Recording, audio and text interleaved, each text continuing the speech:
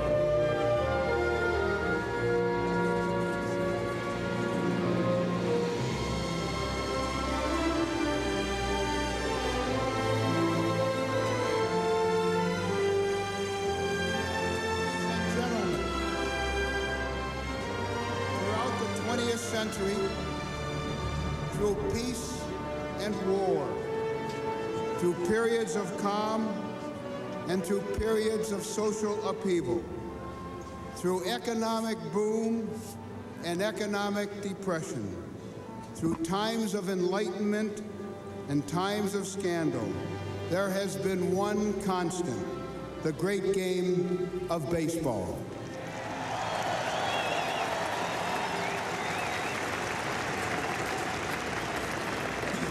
Tonight, with our partners at MasterCard International, we honor this great game and the 15,000 players who played it during the 20th century by bringing you the special few who transcended the eras in which they played. By vote of the fans, they are the greatest players of the 20th century.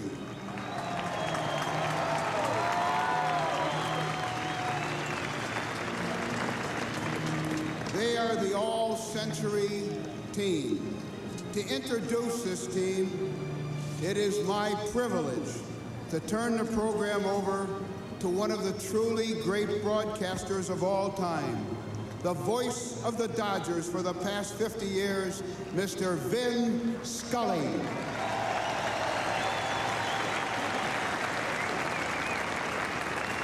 Thank you, Commissioner. Hi, everybody, and a very pleasant good evening to you. It's an honor and a privilege to play a small part in tonight's festivities and to bring this wonderful gathering to baseball fans throughout the world.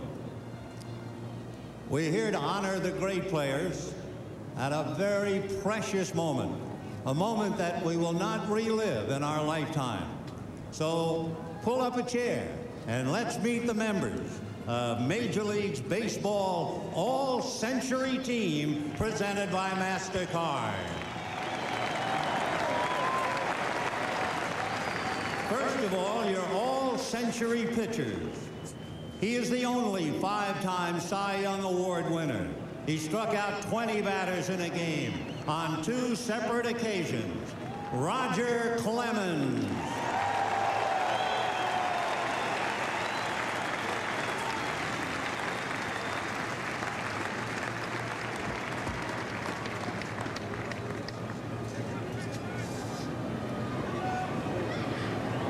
He exemplified competitiveness and consistency. He won 7 straight World Series games for the St. Louis Cardinals. Bob Gibson.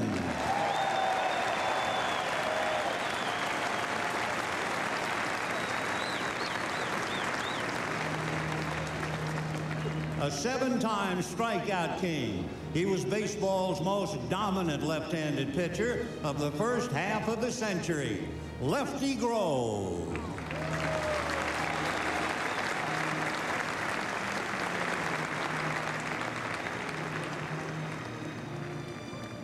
His durability and dominance led to his nickname, the Big Train. He won 416 games, including a record 110 shutouts. Walter Johnson.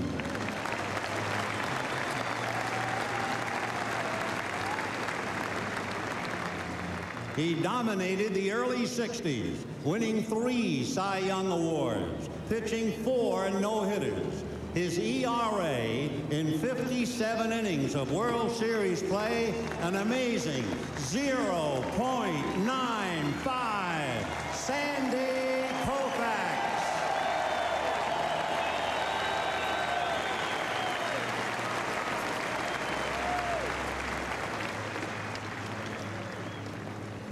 He was one of baseball's first heroes, pitching, if you can believe it, 3 shutouts in 6 days in the 1905 World Series.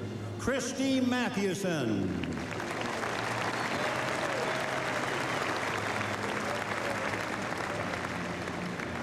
He holds the career strikeout record, 5,714.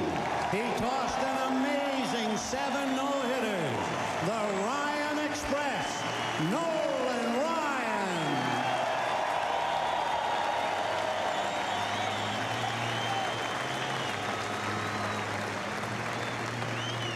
He won 20 or more games 13 times. Is the winningest left-handed pitcher in baseball history, Warren Spahn.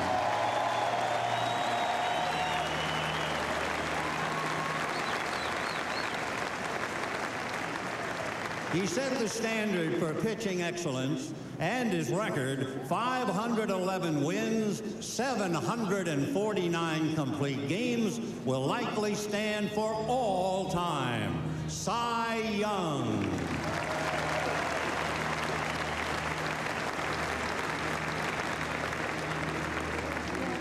Next, your all-century catchers.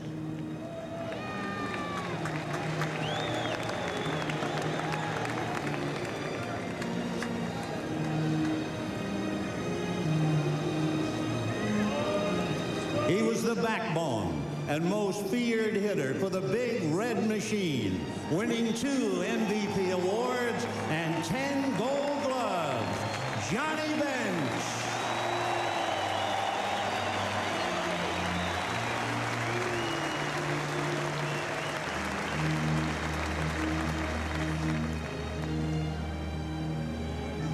He was one of the game's best clutch performers. He still holds the record, most hits and games in the World Series.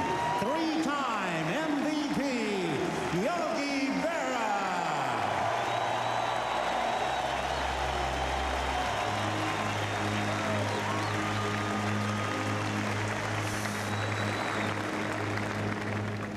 Next, your all-century first baseman.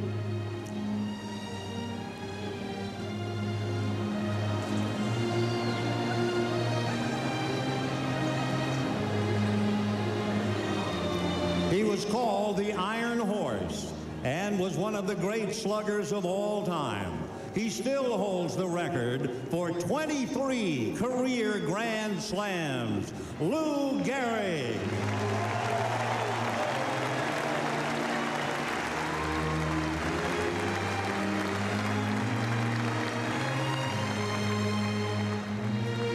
He hit 49 home runs as a rookie in 1987.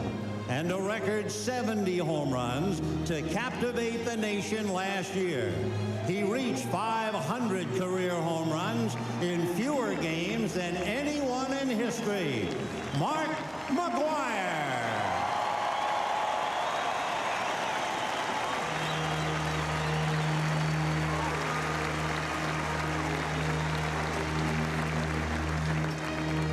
Next, we honor your all-century second baseman. He still holds the record for the highest single-season batting average, hitting .424 in 1924. Rogers Hornsby.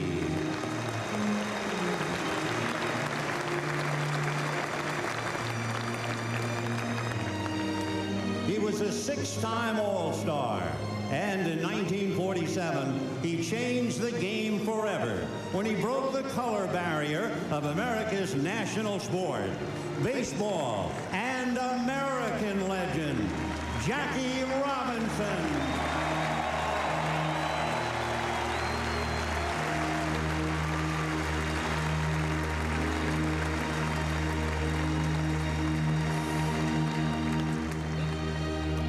Next, your all-century shortstops.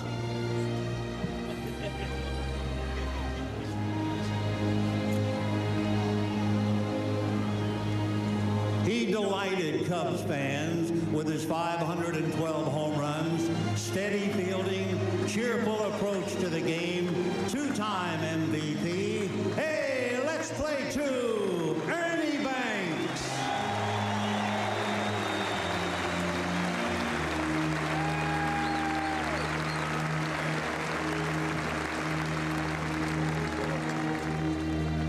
He has won 2 MVP awards, hit 400 home runs, and is 9 hits away from 3,000. He played in a record 2,632 consecutive games. Cal Ripken Jr.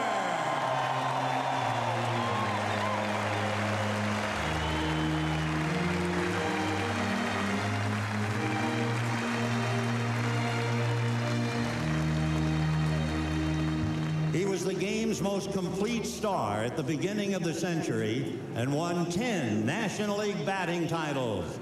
Honus Wagner.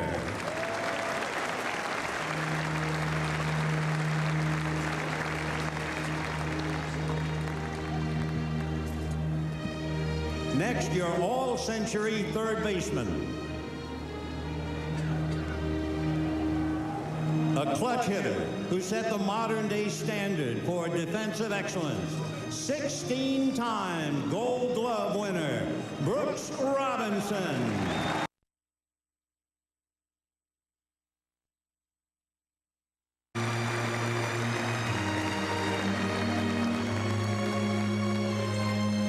He possessed an unprecedented combination of power, defensive skill, and speed.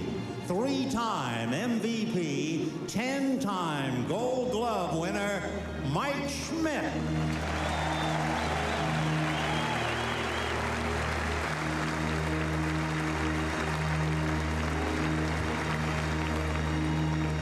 And finally, your all-century outfielders.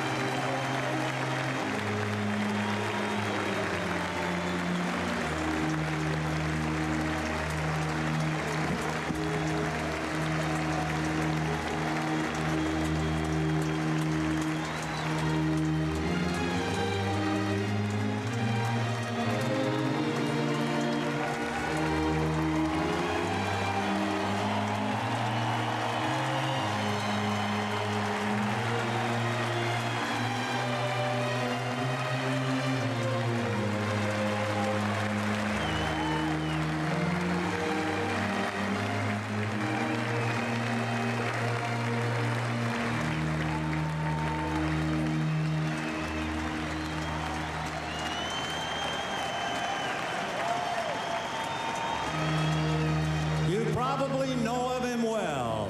He was called the Georgia Peach, but he was the most feared hitter and base runner of his time.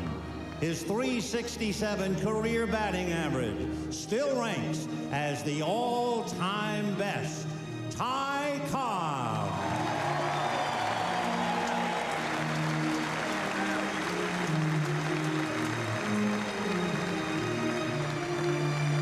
an all-star in each of his 13 seasons. His 56-game hitting streak in 1941, one of the game's most cherished records, the Yankee Clipper, Joe DiMaggio.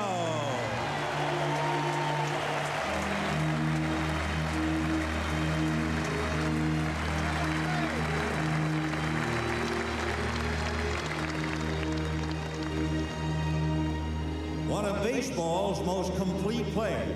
He has won 9 consecutive Gold Gloves, and at the age of 29, he already has 398 home runs.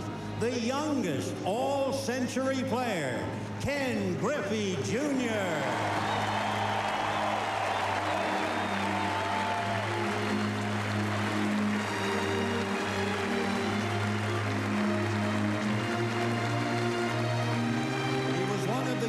Most productive sluggers ever.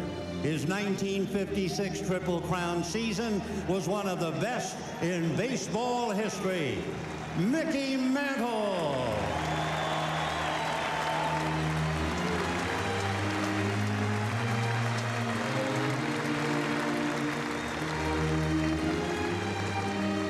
He was the Giants' say-hey kid. He played in 24 All-Star games, won 11 Gold Gloves for his electrifying play in center field. His 660 home runs are third all-time. Say hey, Willie Mays!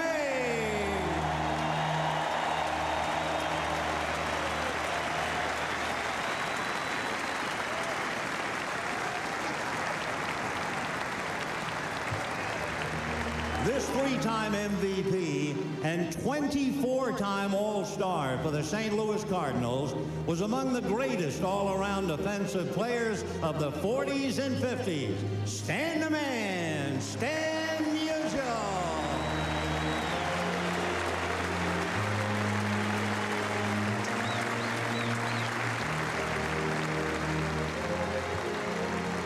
He was known as Charlie Hustle. He holds the Major League record for most career hits, 4,256. Pete Rose.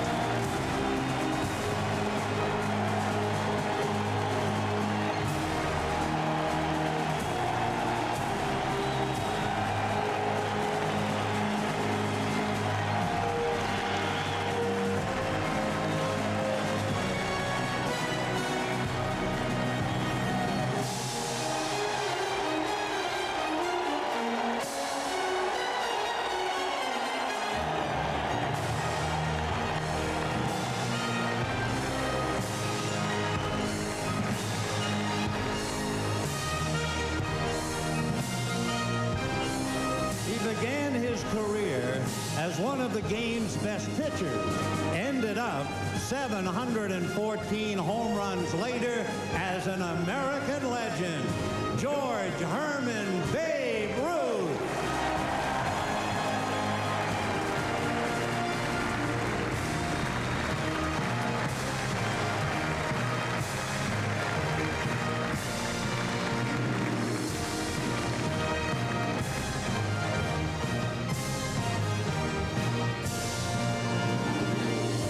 He won 2 Triple Crowns. He was the last man to hit 400 in a season 58 years ago. He hit 521 career home runs, including one in his final at-bat. The splendid splinter, Teddy Ballgame, Ted Williams.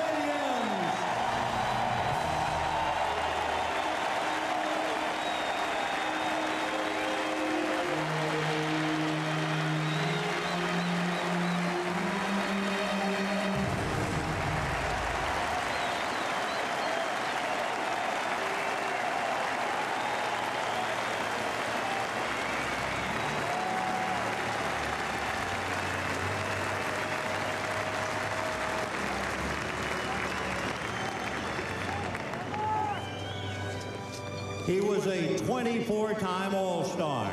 He batted over 300 14 times. Baseball's career RBI leader, and he became baseball's all-time home run king 25 years ago. Henry Aaron.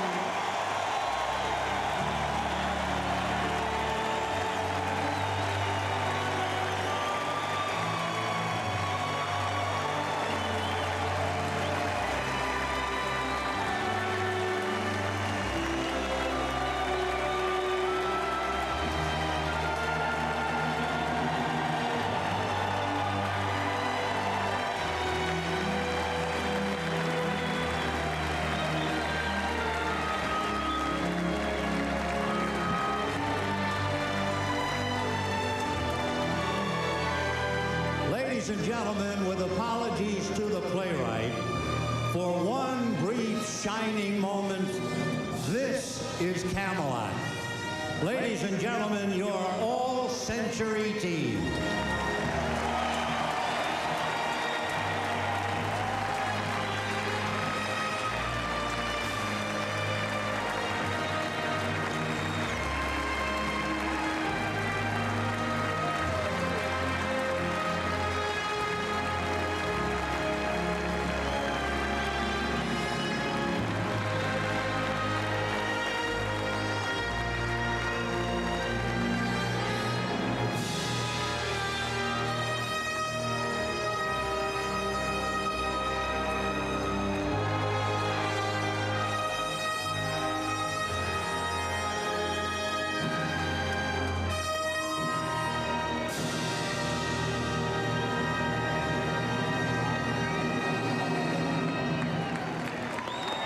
Ladies and gentlemen, please stand. Kindly remove your caps, and to honor America, join in the singing of our national anthem, which will be presented tonight by Grammy Award-winning MCA recording artist, Patti LaBelle. Oh, say, can you see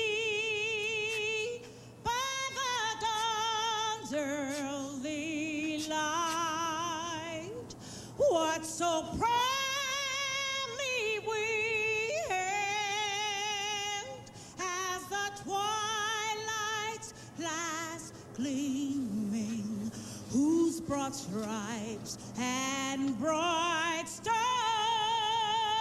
through the perilous fight o'er the ramparts we watched were so gallantly streaming, and the rockets rattled, the bomb bursting in air, came through the night, that our flag was still there. Oh, say does that star-spangled banner yet wave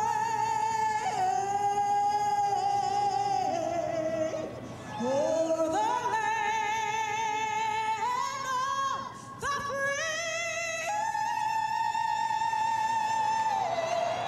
and the home of the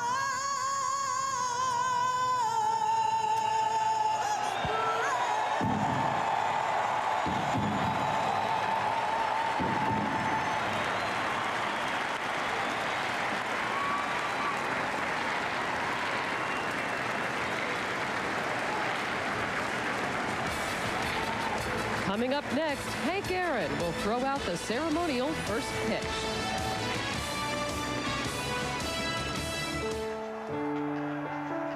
Nine programs. About the ceremonial first ball for tonight's game.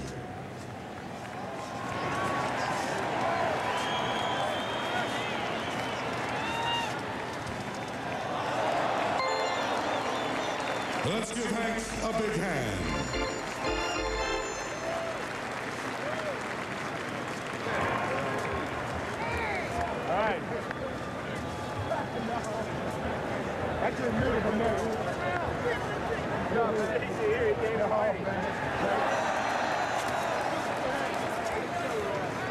And what a special night here at Turner Field. Emotional moment there for Hank Aaron and the Braves fans. And just across the street at the old Fulton County Stadium, now a parking lot. Aaron hit one of baseball's most historic home runs. Career number 715, which lifted him past Babe Ruth on the all-time career home run list. And Aaron, since his retirement, part of the Braves front office, as tonight the Atlanta Braves look to even the World Series with the Yankees at a game apiece. Meanwhile, for Pete Rose, tonight's ceremony marking a return to the baseball spotlight. He's with Jim Gray. All right, thank you very much, Hannah. Pete, congratulations. It was quite an ovation. Heart stopping. Pete, let me ask you now. It seems as though that there is an opening. The American public is very forgiving. Are you willing to show contrition, admit that you bet on baseball, and make some sort of an apology to that effect? Not at all, Jim. Not at all. I'm not going to admit something didn't happen. I know you get tired of hearing me say that, but I appreciate the ovation. I appreciate the American fans voting me on that all-century team, and I'm just a small part of a big deal tonight. With the overwhelming evidence that is in that report, why not make that step with this opening? This is too much of a festive night to worry about that. I mean, because I don't know what evidence you're talking about. I mean, just show it to me. Well, the Dow report did, but we don't want to debate that, Pete. Well, why not? Why do we want to believe everything he says?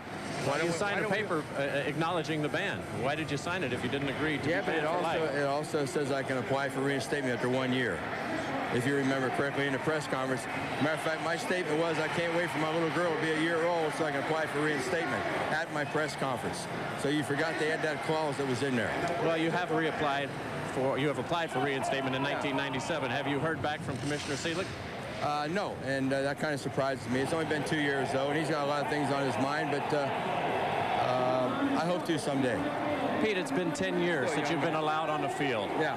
Obviously, the approach that you have taken has not worked. Why not at this point take a different approach? Oh, when you say it hadn't worked, what do you exactly mean? You're not allowed in baseball. You're not allowed to earn a living in the game you love, and you're not allowed to be in the Hall of Fame. And well, that should be your ultimate goal. That was apply for reinstatement. And I hope Bud Selig considers that. He gives me an opportunity. I won't need a third chance. All I need is a second chance. Pete, those who will hear this tonight will say that you have been your own worst enemy and continue to be. How do you respond to that? In what way are you talking about? By not acknowledging what seems to be overwhelming evidence. Yeah, I'm surprised you're bombarding me like this. I mean, I'm doing an interview with you on a great night, a great occasion, a great ovation. Everybody seems to be in a good mood, and you're bringing up something that happened 10 years ago. Well, I bring it up because I think people would like to see you get it on. Pete, we got to go. We got a game. It's a prosecutor's brief. It's not an interview, and I'm very surprised at you. I am, really. Well, some would be surprised that you didn't take the opportunity. Let's go upstairs to Hannah. Congratulations to you, Pete. Bob Costas and Joe Morgan will have the first pitch of Game 2 of the 1999 World Series after this.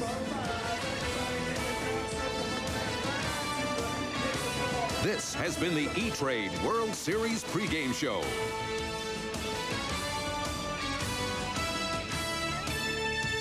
And the snow emergency is still in effect. In other news, the market rebounded today. Ooh, the market. Gene, buy one of them tech stocks. Shake it off. No, invest in pork bellies. No! Dump your money in plastics. While you're buying things, why don't you buy me some legs? It's time for E-Trade, the #1 place to invest online. I'd like my spleen back, too. I don't know where it is. They've been struggling at the plate. But there's a nice breeze blowing out towards right field. From spring to fall, you can feel it in the air. From the sunshine leagues of Florida to the farmlands of the prairies. From the schoolyards of New York to the golden fields of California.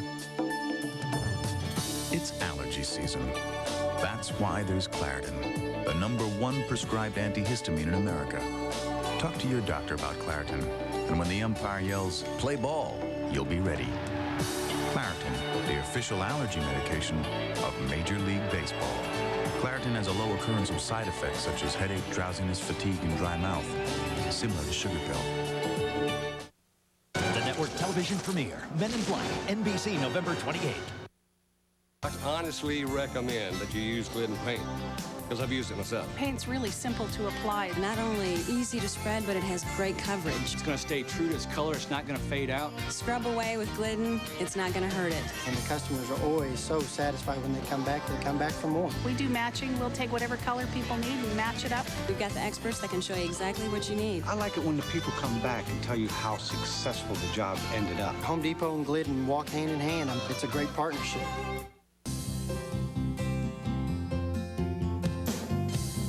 Energy. Life runs on it. So don't let it slip away.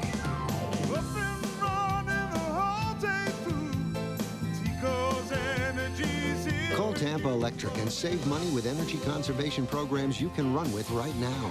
Run smart and save with Tampa Electric, a Tico energy company.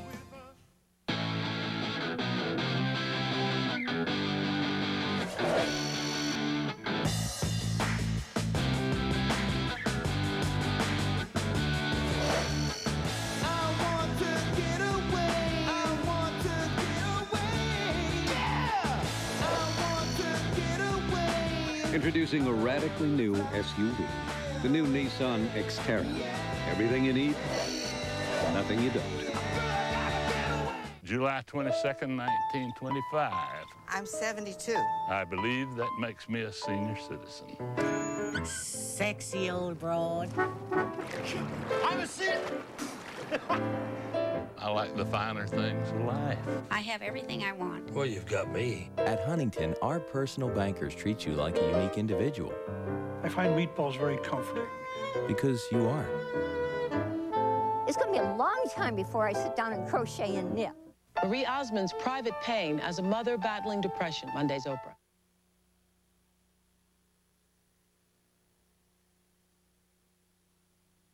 It's Game 2.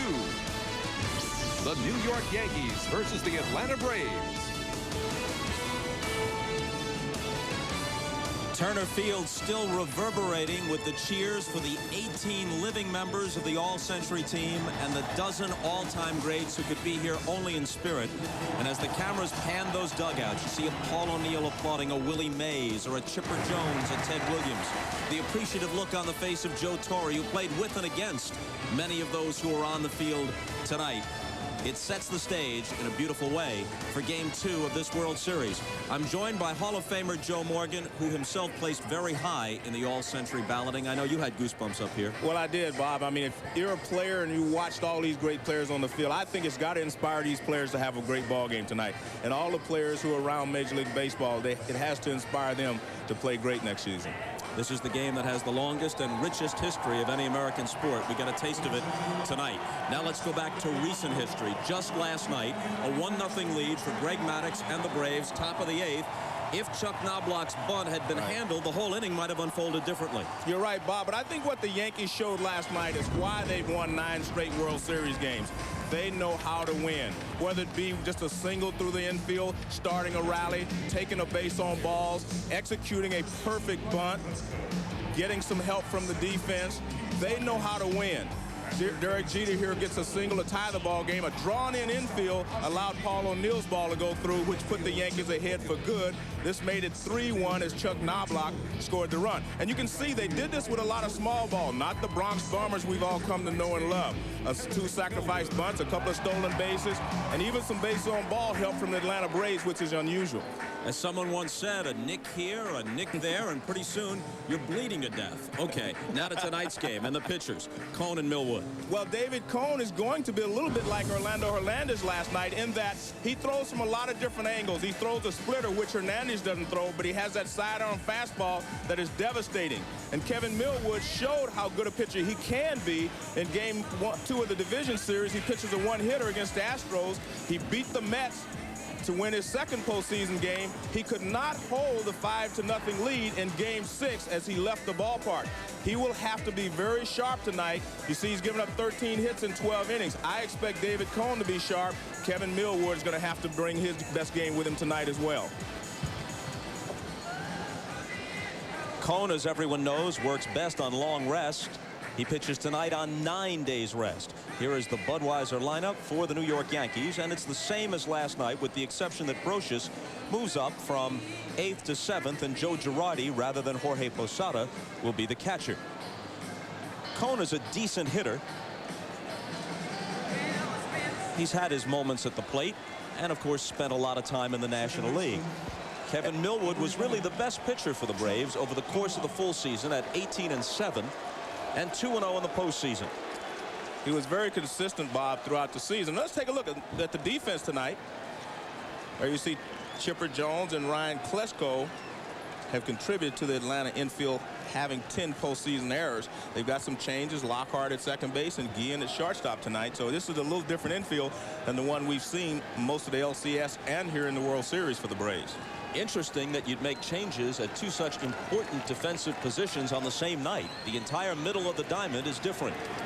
Flashbulbs popping all around the park as Rocky Rowe says that's strike one. Rowe has the plate, American League ump. Steve Ripley of the National League at first. Darrell Cousins of the American League at second. Jerry Davis, National League at third. Jim Joyce, American League in left. Randy Marsh, last night's plate umpire from the National League, is in right. 0-2. And that's what Kevin Millwood does best. He stays ahead of the hitters. He doesn't have an overpowering fastball. He's got a good fastball, good curveball, change, and slider. But none of these pitches are devastating. But his control is good, and he usually stays ahead of the hitters. He's just 24 years old from North Carolina. Pitched well for them the previous 2 seasons, but never got into any postseason play. Line drive over Guillen's head. A leadoff hit for Knobloch. Big turn at first, but he'll hold there. Knobloch, an excellent high fastball hitter. And Millwood gets ahead. I don't know if he was trying to waste this pitch or what, but he gets a high fastball out over the plate. And Knobloch rips it to center field. High fastball right out over the plate. Good 2-strike hitting there by Knobloch. And he gives the Yankees a start here in the top of the first.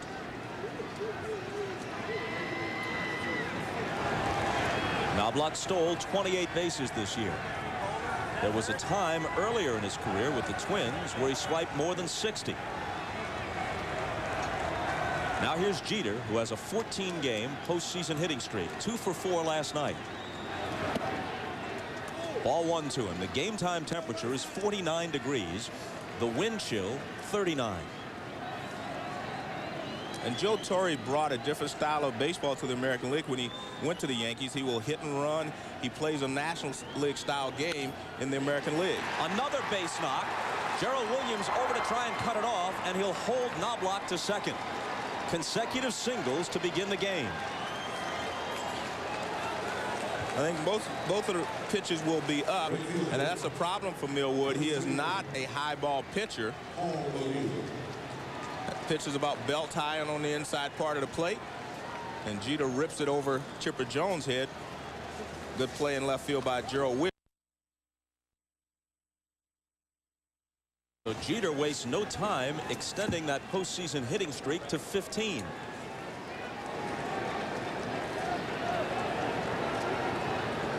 Here's O'Neill. His bases loaded hit through a drawn-in infield snapped a 1-all tie and gave the Yankees a 3-1 lead. Eventually they won game 1 4-1.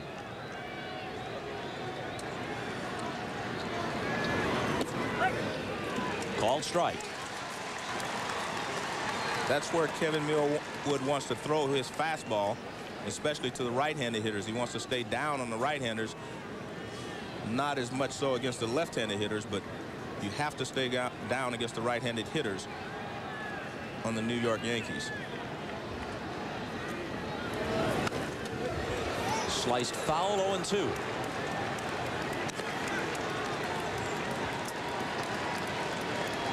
Bernie Williams, the cleanup man, will be next.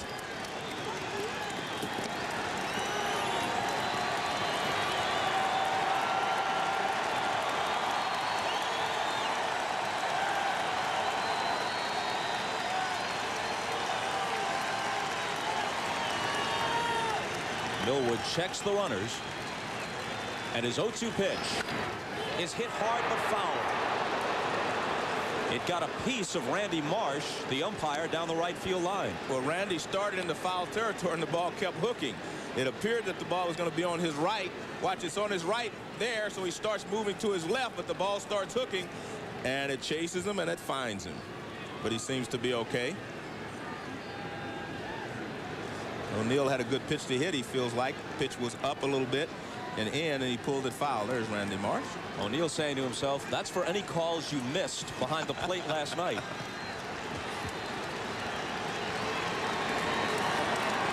Another 0-2 pitch in the dirt and blocked by Myers.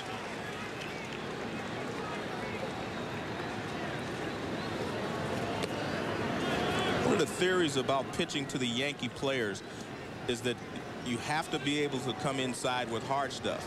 That's why some of the pitchers in the league who have given them problems were Jarrett Wright, Bartolo Colon. They had good fastballs and they were able to pitch them inside. I really think you have to go inside occasionally to keep them honest, but if you do not have a good enough fastball, you better try to stay away from these hitters. Nubbed foul, still 1-2.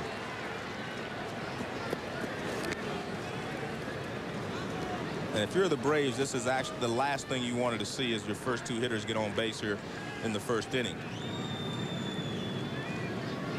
Because your lineup has not been scoring a lot of runs, and you definitely do not want to fall too many runs behind early in this game. That's why Bobby Cox has Guillen, Lockhart, and Myers in there to try to shake up the lineup. That's why he played his infield in with nobody out and the bases loaded last night. He thought his team couldn't score. Fouled off again. Even though they scored 10 runs in the game which clinched the pennant. If you take Eddie Perez, who was 10 for 20 and isn't in the lineup tonight, if you take him out, they hit 194 as a team against the Mets in the 6 games of the NLCS. And in the game they scored the 10 runs, they had a lot of help. They scored 5 in the first, a couple of hit batsmen, some errors, so they have not proven that they can sustain a rally.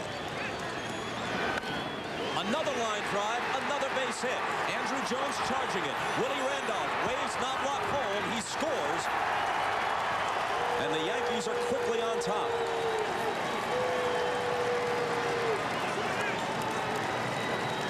Bob, the first 5 hitters in this Yankee order are special. I mean, they know how to hit. They know how to work the count. This is a curveball, not a bad pitch. It's out over the middle of the plate. O'Neal doesn't try to pull it. He just extends back through the middle and he lines a base hit to center field. Andrew Jones comes up. He makes a good throw here in that he keeps it down.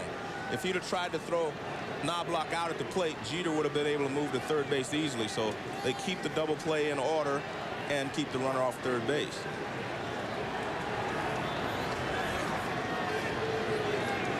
It doesn't get any easier from Millwood. Here's Bernie Williams.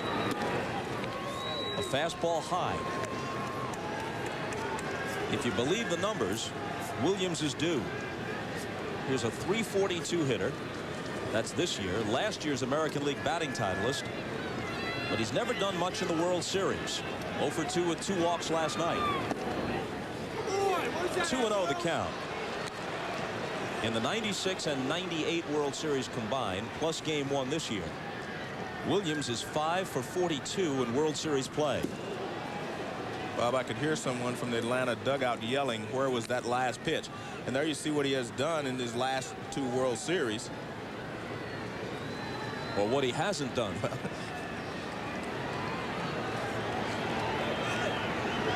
Hitter's pitch, and he fouls it off.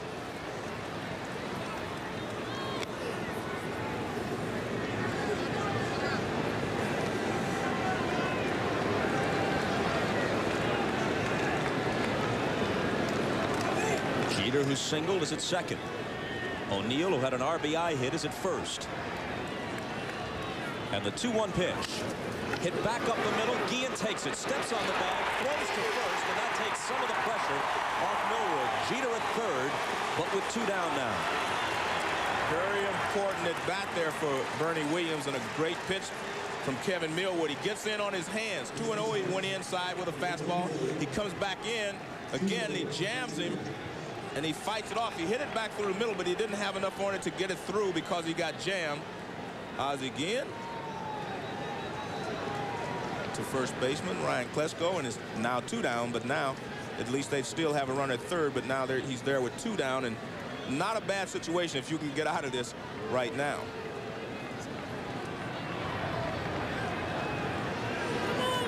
First one to Tino Martinez. Popped foul. Tino was 0 for 3 with a walk last night. He struck out twice.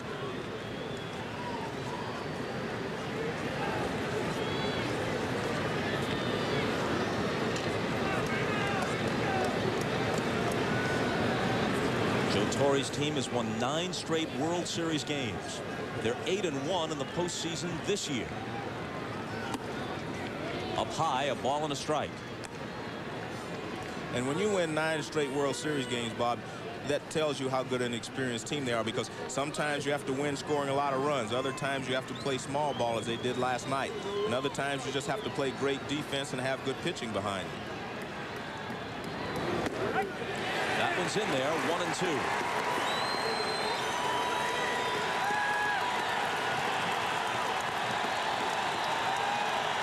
They come to their feet at Turner Field. In anticipation of the pitch that could end the inning and get them out of this, all things considered, with minimal damage. Martinez steps out of the box.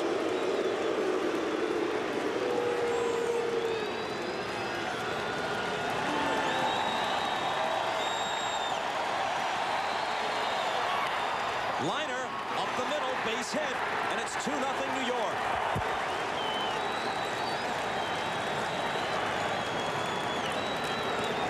Four singles in the inning. All of them hit hard. Well, he's been hurt with 2 two-strike breaking balls. Here's a 2-strike curveball to Martinez. He stays with it and just lines it right back through the middle for a base hit. It's not that it's a bad pitch. The ball is down, but Martinez stays right with it, lines it back through the middle for a base hit. Very similar to Paul O'Neill's swing. Both of them hit 2-strike curveballs. Ricky Leday takes ball 1.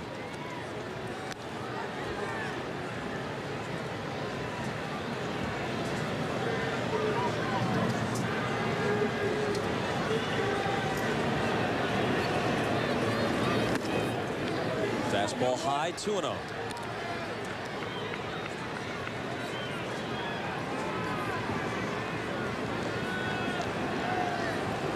Entering the game, Millwood led the majors in opponents' batting average. Even better than Pedro Martinez in Boston by 0.03 of a point.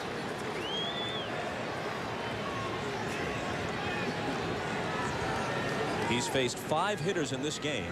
4 of them have singled. Williams hit into a double play. A strike to Leday, 3-1. And the other bad number on that chart for the Braves is that David Cone is 5th as far as opponents' batting average is concerned. Full count now.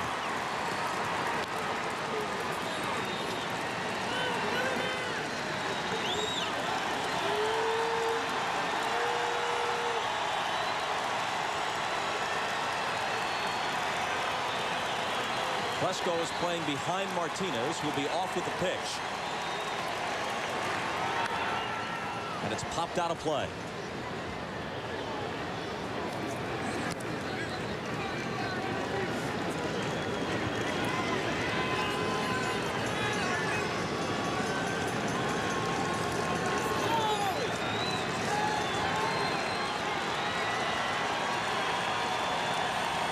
Another 3-2 pitch. Taken for ball 4. Millwood's troubles continue. Now he'll face Brocious, who was 3 for 4 last night. Number 18, Scott Brocious. Leo Mazzoni to the mound. Longtime Brave pitching coach. He was a left-handed pitcher himself in the Giants and A's organizations. Never got higher than AAA in 10 years in the minors. One of the most respected pitching coaches in the game.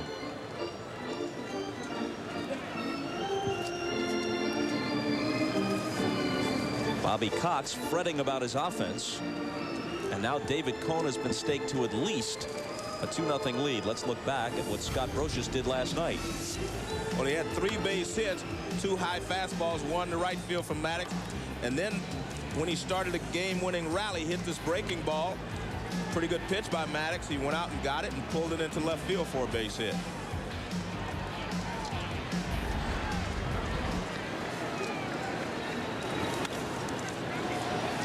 Strike 1 to Scott, who hit just .247 for the season. But something about the postseason brings him to life. Look at that. Over 500 in the World Series.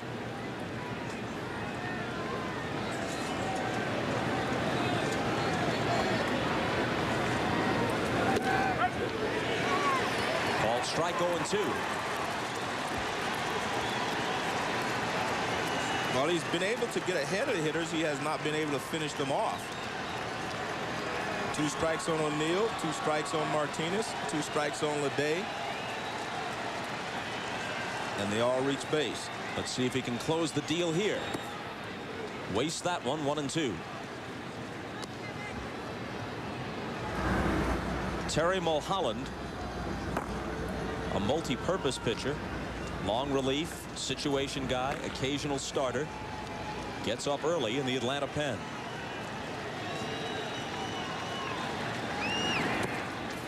Two and 2.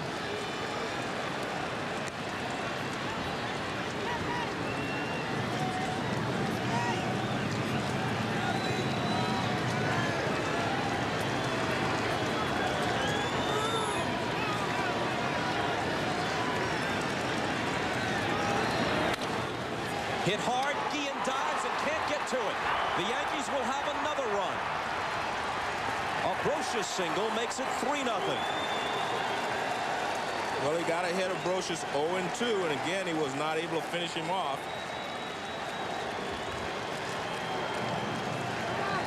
He tried to throw a couple of breaking balls, get him to chase in the dirt. He didn't. Now he comes with a fastball, gets too much of the plate. Guillen tried to keep it on the infield, but it goes into center field for a base hit.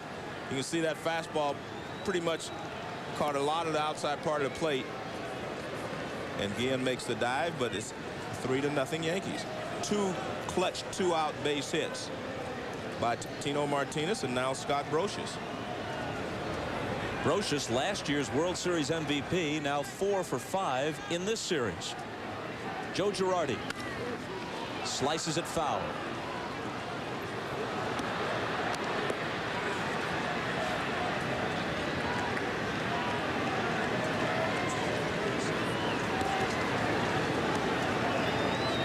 Five singles in the inning for New York. They now have 11 hits so far in the series, all of them singles. But it's been effective. Up and in, 1-1.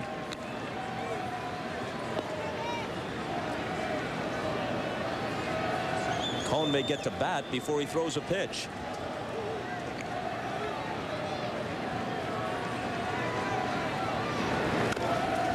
Nubbed foul, a ball and 2 strikes.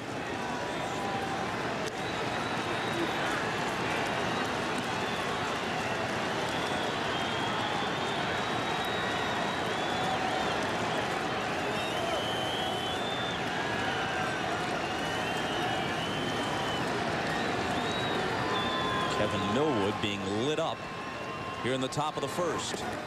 Girardi lays off. It's 2-2. Again, his problem has been that he hasn't been able to just finish the hitters off.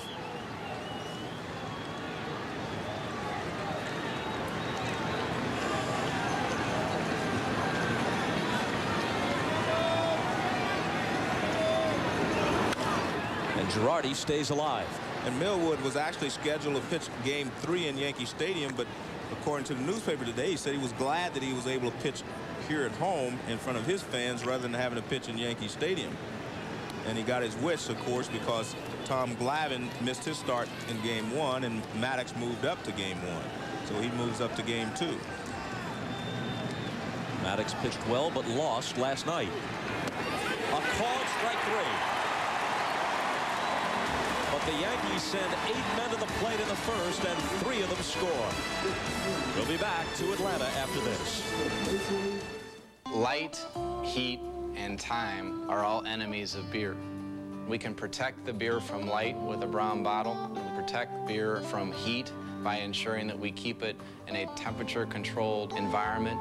We then make sure that the consumer enjoys that beer as soon as possible. We are the only major domestic brewer that uses a born-on dating system to ensure that our customers get the absolute best, most cared for, most perfect beer they can buy. Elevator to lobby. By George. Contacts, $320. Treadmill, $800. Wonder Bra, $26. Facelift, $3,000. Being happy with who you are, priceless. There are some things money can't buy. For everything else, there's MasterCard. Happily accepted, most everywhere.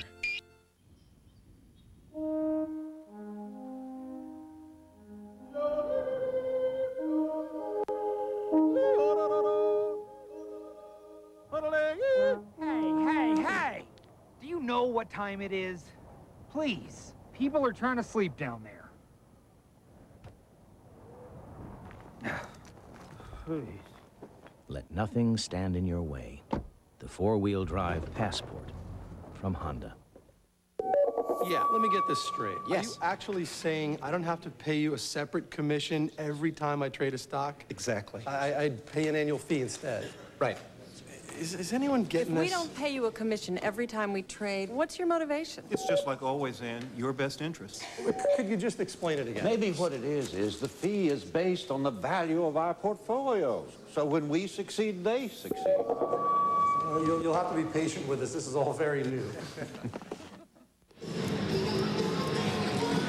Bobby Cox has made changes in his lineup, hoping to find some bats who can get the job done, and he'll need it now. Down 3-0 before they send a man to the plate. Andrew Jones dropped to 8th. It's the first time he's hit that low in the lineup all year. And the compound their problems, you never want to give David Cone a lead because that allows him to use more of the plate. In the past, David has thrown a lot of pitches early in the ballgame because he's trying to be fine and get through the first few innings. But when you give him a lead, it gives him more margin for error, and I think you'll see him getting more of the plate early in the counts. And Joe Girardi was the guy that caught his perfect game July the 18th of this year. At age 36, Cone became the second oldest man in baseball history to throw a perfect game. I can guess who the oldest would be. And he was on the All-Century team today, Nolan Ryan. He's the oldest, I think, to throw a no-hitter. He was in his 40s. But he would never throw a perfect game. A perfect game, he had too many walks. Right. But for a perfect game, the oldest is another member of the All-Century team, Cy Young, at age 37 in 1904 for the Boston Pilgrims. Let's check with Craig Sager. Well, Leo Mazzoni did not give Kevin Millwood a pep talk. He gave him a lecture. He said, what are you doing out there? You're overthrowing. You're pulling out. You're trying to be superhuman instead of good. Wow. Well, he certainly wasn't superhuman, and he wasn't even good in that first inning. But, Bob, that could be a result of him. This is his first World Series game. I mean, you often try to do too much, you know, until you get relaxed out there. So overthrowing is something that probably happens as a result of this being his first start in the World Series.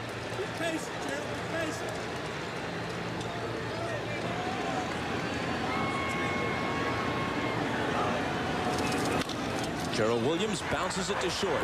Jeter charges and flips to Martinez. Let's take a look at the scouting report on David Cone. You'll see him throw a few pitches that look like Orlando Hernandez in that he'll drop down and throw his Laredo slider. But he must avoid a high pitch count, and I think what happens now is that he has a lead. He doesn't have to be as fine as he was before. He'll throw pitches over the heart of the plate just to get ahead of some hitters. We saw the pitch there to Gerald Williams right down the middle. Ozzie Guillen takes Walt Weiss's place at short, and Brett Boone's spot in the batting order tonight. Hitting second in between Williams and Chipper Jones. Just looking to take a pitch and distract Cone. It's ball one. And we talked about Millwood maybe being a little excited, a little adrenaline rush there in this first World Series game. David Cone said every time he goes out there now, it's much easier to start a World Series game. He says he's more relaxed each time he goes out there. I don't think you can ever get the feeling that this is just another game, but you can get to a point where you can keep your emotions in check.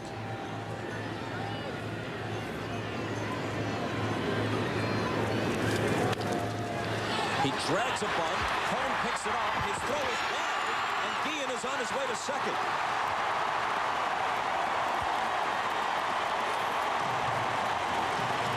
Guillen may have had a plan all along. He bluffed the bunt and may have convinced the Yankee defense that he was just bluffing the bunt until he could take a strike. Then he dragged one on the 1-1 pitch. Well, it's not a good bunt, but he forces him to make a play. Usually you try to drag the ball past the pitcher. You see he doesn't, but Cone doesn't have a good grip on the ball, and he knows he has to hurry, so he throws the ball away. Good job of base running by Guillen to get to second base. So he forced him to make a play, and he ends up at second base. Does cold weather factor in? I don't think so in that situation, because the ball, he grabbed the ball and then he lost it in his fingers. And he decided to try to push it to first base rather than re-grip it.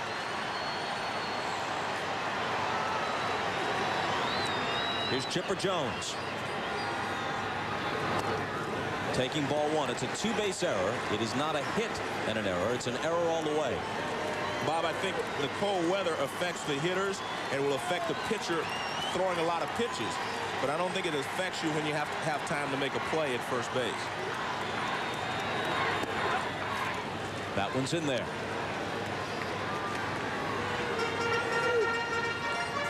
David Cone is one of the best big game pitchers of his generation. 7-3 in playoff and World Series competition combined. Chipper Jones with a slow bouncer. Knobloch. Let's watch the throw. He underhands it to Martinez, and that's the second out. But see, what the 3 runs allows is for David Cone to be able to challenge Chipper Jones in that situation. Here's Knobloch. He's okay when he's going towards first base, although he underhands this instead of over the top. That's a long underhand toss, but hey, he's getting the job done. And until he hurts the Yankees, I'm sure they'll play him continuously.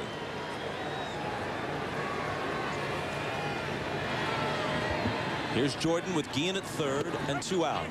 Taking strike one. One of my first coaches, Spark Anderson, used to say, you can't hide middle infielders. They're going to have to make plays during the course of a series, and we'll just see how it goes for the remainder of the series. Cone's 0-1 pitch. They check down at first, and Jordan did not go around. This is one of those Laredo sliders. He drops down and throws it sidearm, and you can see it's well off the plate. And Jordan's barrel of his bat stopped very quickly, so he did not swing. This one is poked to right, down the line, and foul. That's right off the end of the bat. Same pitch slider away.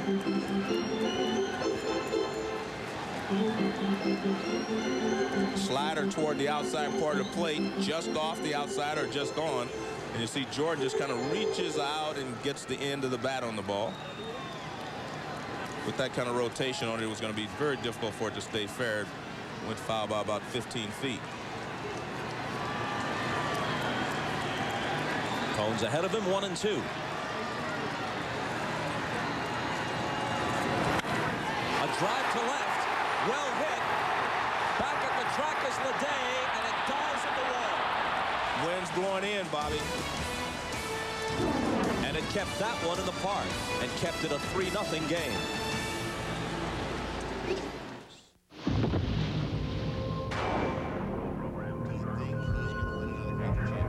Baseball isn't measured by time. It's measured by desire. The game moves toward the end, fueled by sweat and blood. And what matters then isn't how long it took to get there, but whether or not you have the stuff you need to finish it off. Man, that's sandwich was good. Is there another one? We're saving it for Dave. You can't resist Wendy's bacon mushroom melt with all that bacon and cheddar. Hey, Dave, why don't you stay out a few more laps? Okay. Where's that sandwich? Here, I hope no one ate my lunch. When you gotta have one, you gotta have one. Okay, really simple. AT&T, 7 cents a minute, all day, every day. That's it. The rest of this commercial is yours to enjoy as you choose. Make calls.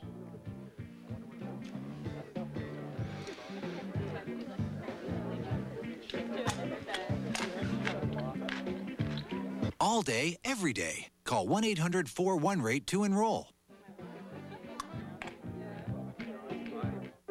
This is my daddy. He's a Gemini man. He fixes cars. He can fix anything. People like my dad. He says it's because they trust him. Gemini Automotive Care, only where you see this sign. A better life. Is it something you have or something you build? At American General Financial Group, 50,000 men and women helped 12 million Americans build a bigger future with retirement services, investments, life insurance, and consumer loans. At American General, the future starts today. American General Financial Group. Live the life you've imagined. NBC's coverage of the 1999 World Series is brought to you by American General Financial Group. Live the life you've imagined. By De Beers, the world's diamond expert since 1888. And by Nike.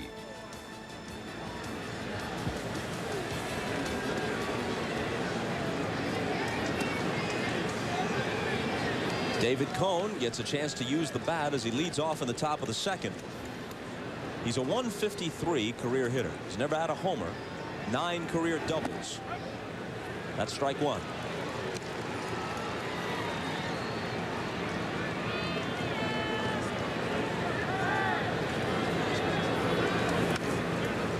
And Millwood gets ahead of him 0-2. In the playoffs, leading up to this World Series start, Kevin Millwood was 2-0 with a save thrown in and a poor performance in a no decision against the Mets in Game 6.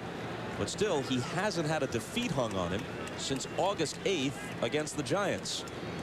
Trailing 3-0 here. Bouncer to first. Klesko takes it himself. Let's go back to the bottom of the first when Brian Jordan brought people to their feet here at Turner Field, and listen to Ned Yost, the third base coach. Well hit. Back at the track is Leday, and it dives at the wall. Wind's blowing in, Bobby. Go, ball.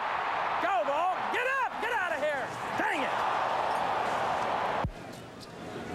Dang it is right. That could have cut it to 3-2 and made it a ball game again. And the wind is blowing in like from 11 o'clock across to 2 o'clock, and I think that did knock the ball down, because when he first hit it, I thought he hit it well enough to get it out. Ball one to Knobloch, who singled on an 0-2 pitch to start the Yankee first. 4 of the 5 singles they got in the inning came with 2 strikes on the hitter. And when a major league pitcher gets you 2 strikes, he's usually able to put at least 2 of those 4 away. Threw it past him, 1-1. Not a good sign for Millwood, though. He's not a high ball pitcher, and that pitch is up. That's the 0-2 pitch that Knobloch hit was a high fastball for a base hit. When he's at his best, he's keeping the ball down and even getting hitters to chase pitches down and out of the strike zone.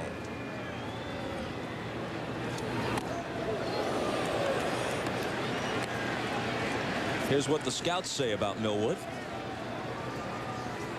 When he's pitching well, he throws a heavy fastball and a hard slider. His curveball and changeup are pretty good, and it says he's a good finisher, meaning that he pitches well into the late innings. And that means something different in baseball than it used to. Right. If you said that 15, 20 years ago, that meant he'd be around in the 9th. Now it means he gets you to the 7th or the 8th and gives your bullpen a chance to finish it. He threw only 2 complete games this year. Here's his 3-1 pitch. And he loses Knobloch. Now, when you ask me about the cold weather, Bob, I would say that maybe that's affecting Millwood a little bit on those pitches, that his hand is slipping off the ball, because he very rarely throws a ball that high, you know, 2 or 3 pitches in a row.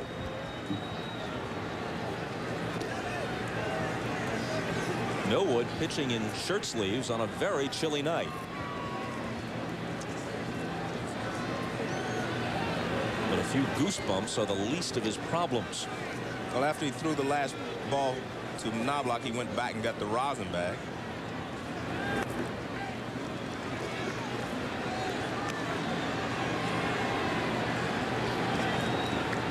I've always felt the most important thing to keep warm is your bat when you're going to the plate. And you always try to get the bat handle warm before you get up there. Sometimes you put your gloves there, try to get everything as warm as you can, because it's going to get cold by the time your at bat is over. Knobloch chased back. The Yankees may be anxious to test Greg Meyer's arm behind the plate. Not going.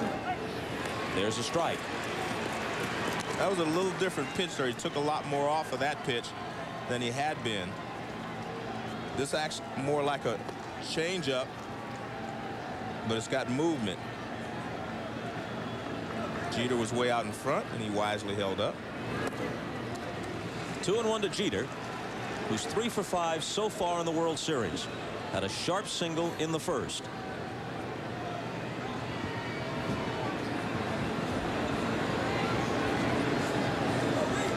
Knobloch away from first with 1 out. And Millwood's 2-1 pitch. Through the high fastball by him, 2-2.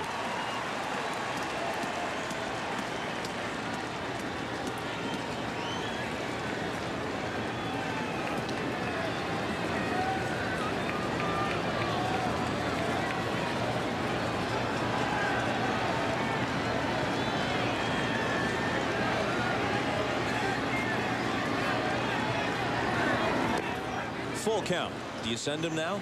I think you do. I think everything's in your favor if you're Joe Torre. He likes to hit and run. You got Jeter up there. Knobloch runs well at first base. I don't think you have a better combination on the Yankees than this combination for a hit and run situation. Knobloch stole a lot of bases over the course of the last couple of years. He goes. Jeter fans. Meyer's throw is bounced there, and Knobloch steals it.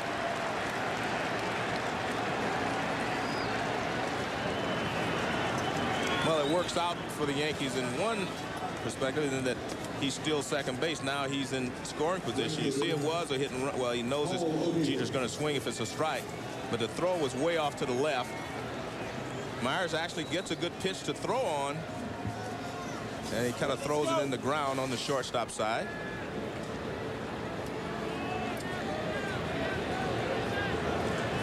So another RBI opportunity for O'Neill, who delivered a hit on a 2-strike curveball from Millwood in the first. Strike 1 to him now.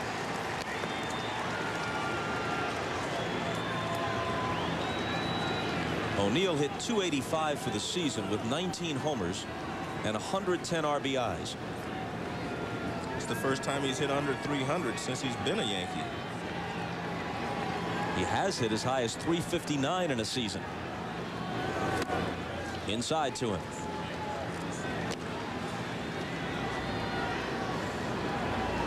Mulholland began throwing in the first.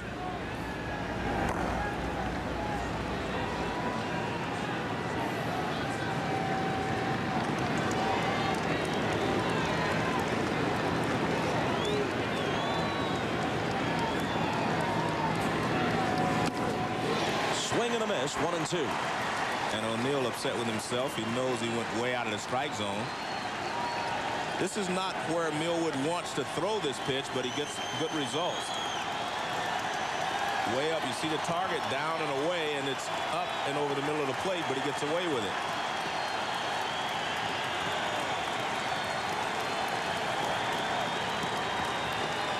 This was the count when O'Neill burned him in the first. This time a bouncer to the left side. Chipper Jones has time, and his throw to Klesko retires O'Neill. to the bottom of the second. Still 3-0 Yanks. When was the last time you felt 284 horses tugging at your soul? When was the last time you immersed yourself in hand-tufted virgin leather? Can you really put a price on this kind of perfection?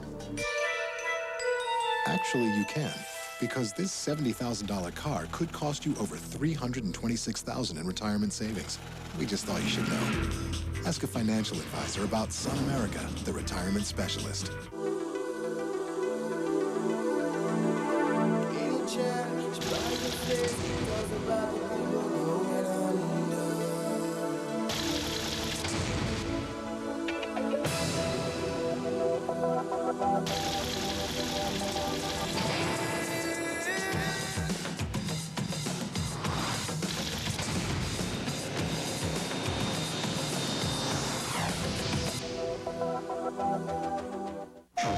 Is it my imagination? Are we going like 1 mile an hour?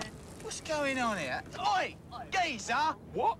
Our flight's in 10 minutes! Well, we better hurry then, didn't we? Buckle up, boys, buckle up! Come off me, mate! So, let's face the facts. I'm hot, you're hot. Who wants to pet me? Crash Team Racing. Once he gets behind the wheel, things get ugly. You and me. Booyah, Grandma. Booyah. PlayStation. Folks, why settle for some teeny-weeny chicken sandwich made by Burger Boys? Take a big old bite of your Colonel's new Triple Crunch. Not 1, not 2, but 3 crunchy white meat strips.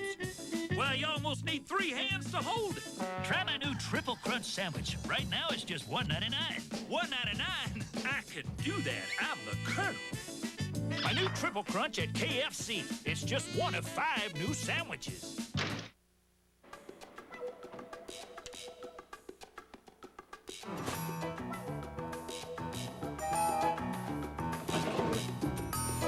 What would happen if your business no longer had any excuses?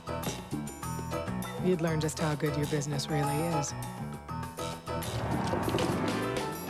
WinStar takes the friction out of your business with seamless communications and technology. WinStar, brave new business. Craig Sager back in Atlanta, where this time Kevin Millwood got a better reception from Leo Mazzoni, the pitching coach. He went down and greeted him and said, "That was much better, but we still have to find your groove, kid." Apparently, Millwood, as Joe pointed out, keeping the ball up too much, and he is now talking again with Leo Mazzoni. But they were much happier, as you can expect. Bob?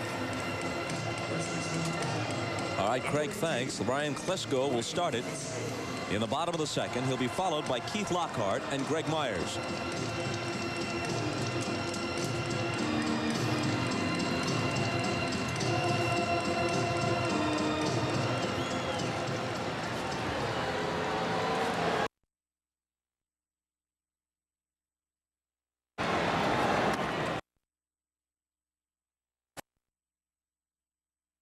Career. He's gotten no decisions in 3 of the first 4. Although his World Series ERA is under 3, so he's generally pitched well.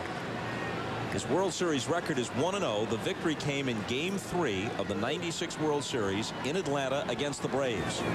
A gritty performance in which he bested Tom Glavine. The Yankees were down 0-2, leaving Yankee Stadium and coming south in that series, and Cone got them back into the series. 2-1 pitch, bounce to Martinez. He shovels it over to Cone to retire Klesko, who leaves in disgust. Our aerial views are courtesy of the Goodyear Blimp Stars and Stripes, based in Pompano Beach, Florida. At the controls, pilot Jim Maloney, not to be confused with the former Cincinnati right-hander. Jim no-hit Maloney. Yeah, he threw a couple of them, didn't he?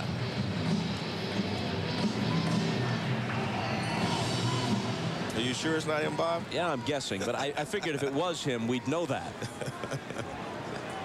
So it's a safe guess. Here's Lockhart. Used off the bench throughout this postseason. This is his first start of the playoffs or World Series.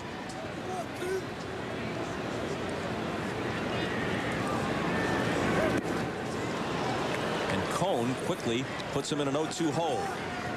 And that's the type of curveball you want to throw. That curveball starts in the strike zone and breaks out. A lot of big league hitters can hit the curveball if it's a strike. But when you start it in the strike zone and it breaks out, that's when you were able to put them away. Lockhart is one of those guys you pull for. He spent a decade in the minors, finally made the majors at age 30. As you might guess, when a guy's last name is Lockhart, his nickname is Spider. A little pop, and Brocious at third will take it. New York fans understand that. Not necessarily baseball fans, but sports fans. The Spider is for the New York Giants defensive back who was so popular a generation ago, Spider Lockhart. That was perfect pitching here. He starts him off with a breaking ball for a strike. Now he comes with another breaking ball. He chases it out of the strike zone. Now here's the key pitch. He fouls one up. Now watch this fastball up and in. See the target right there. After you've set a guy up with some breaking balls away, he cannot protect the up and in fastball. So he set him up perfectly for that fastball that he finished him off with.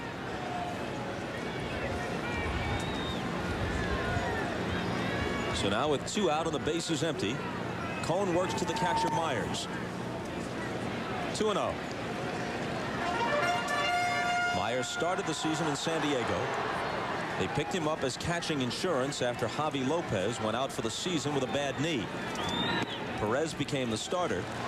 Myers the backup. And Perez can play tonight. He just had a blood blister on his hand. And Bobby felt he'd give him a day off and get another left-handed bat in there. He walks on 4 pitches. There's Javi Lopez in uniform but inactive since midseason. And he is a special clutch hitter. I mean, he is a guy that you want at bat with the game on the line if you're the Atlanta Braves.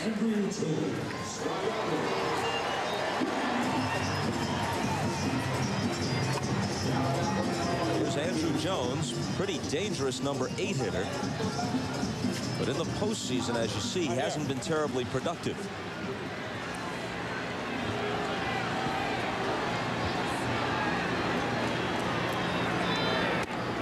Ball 1 high.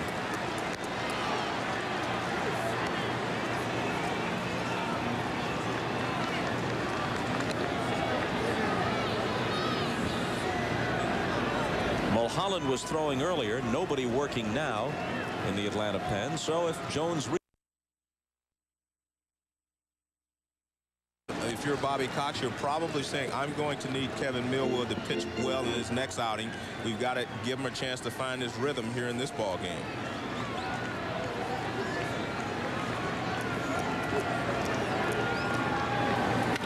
Andrew Jones lifts one back of short.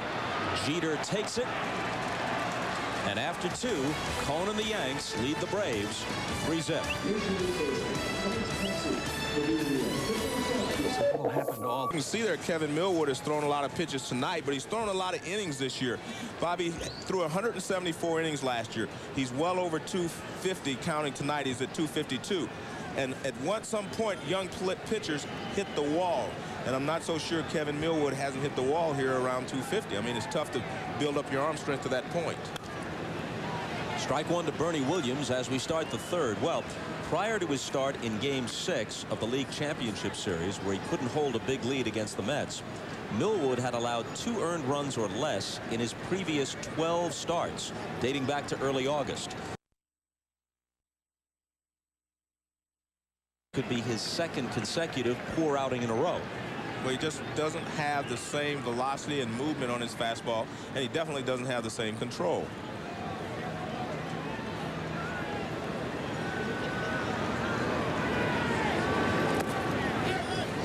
That would fit into the category, by the way, of a repetitive redundancy. It's his 2nd consecutive bad outing in a row. Just wanted to hammer home the point. But I knew what you meant anyway. Thanks. And his 1-1 pitch to Bernie Williams is in there.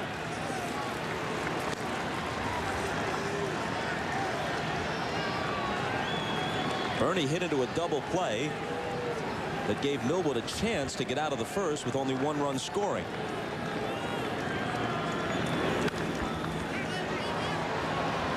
But then Martinez delivered an RBI hit. Leday walked, and Scott Brocious singled home another run. High fastball, another fastball, and a third fastball that he gave up to Brocious. In between, Tino Martinez and Paul O'Neill both hit breaking balls back through the middle for base hits. So he just was not able to finish the hitters off after he had 2 strikes on him in the first inning. Hit sharply. Diving is Lockhart. Can't come up with it. A base hit for Bernie Williams to start the Yankee third. When you get a hitter with 2 strikes, a lot of times you can make him become a defensive hitter. That's not happening to the Yankees here. High fastball again out over the middle of the plate. Not exactly where he wants to throw it, and Bernie just drills it back through the middle. Nice attempt there at second base by Lockhart, but it goes on into center field for a base hit. If you're going to pitch up in the strike zone, you better have some good movement on your fastball up there.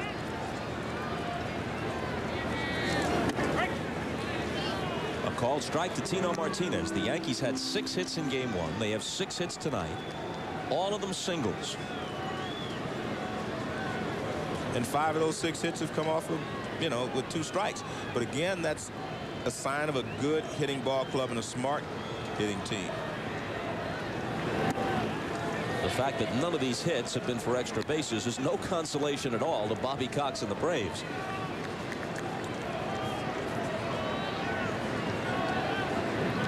He is managing his 100th postseason game tonight. Of course, it's a different game. A guy like Casey Stengel, who took the Yankees to the World Series year after year, only had the World Series. Cox has had the LCS dating back to his days in Toronto, and the Division Series added to it since the mid-90s. But Division Series, LCS, World Series combined, 100 postseason games managed. He has managed more one-run postseason games than Joe Torre has managed total postseason games.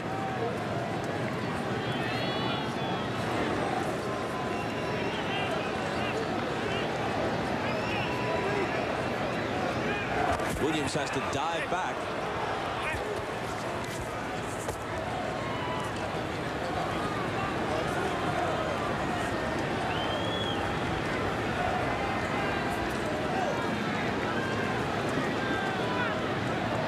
Not going on the 2-1 pitch, which is laced to left. Coming on, Williams dives, and he can't get it. Williams stops at second. Potentially dangerous play had it gotten by him, but he was able to keep it in front of him. It's another line drive off of Millwood, and this one goes to left field. Gerald Williams gets a good start on it. Comes in, he makes a dive, and he kind of rolls over it right when it goes into his glove. Watch, goes right into the web right there, and he rolls over it, and he can't hold it. He thought he had made the catch momentarily.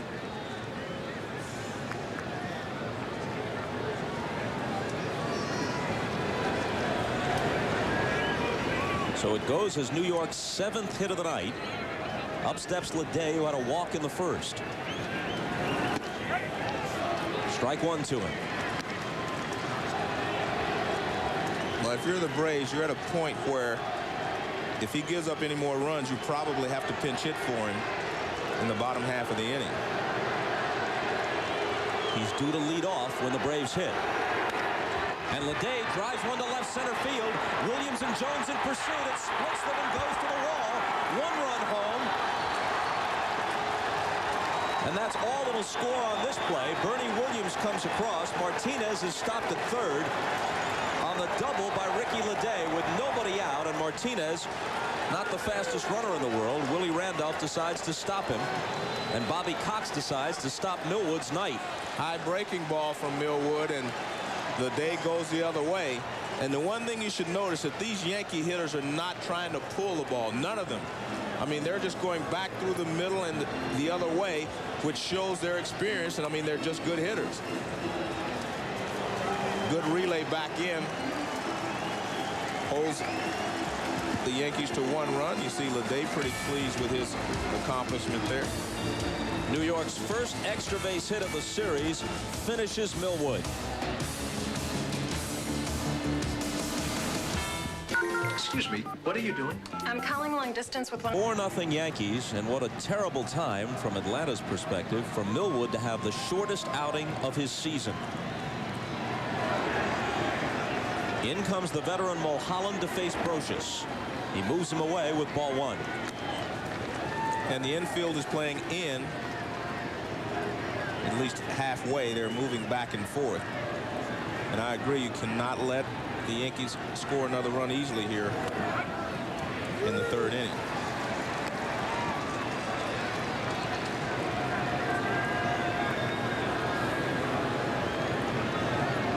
Considering the slumbering Atlanta bats and the quality of Yankee pitching, a base hit here could just about put Atlanta away. It's already 4-0.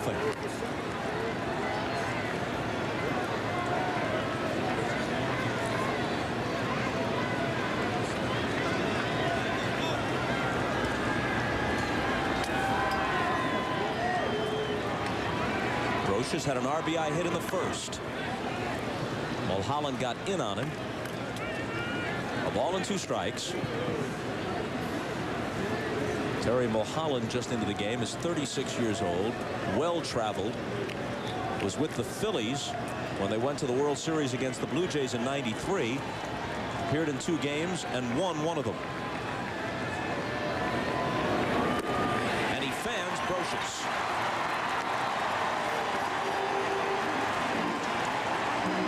Folks, you can go online to msnbcsports.com for more World Series coverage from NBC. An in-game webcast features continuously updated analysis from the Reds' Barry Larkin, who also answers your email during the game. Plus, check out an exclusive web video segment where Barry looks ahead to the keys for Game 3 on Tuesday night in New York.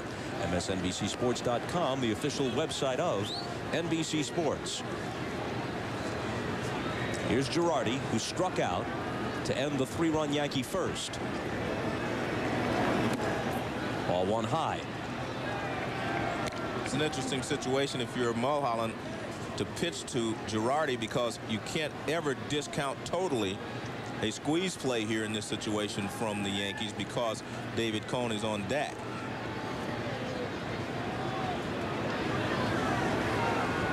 It's interesting because the Braves could gamble here, walk Girardi, count on Mulholland to strike Cone out, and maybe get out of the inning.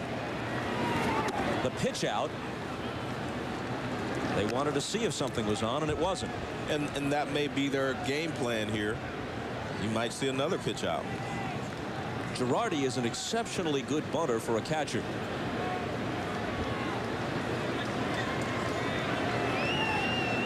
He's ahead on the count, 2-0. 3-0.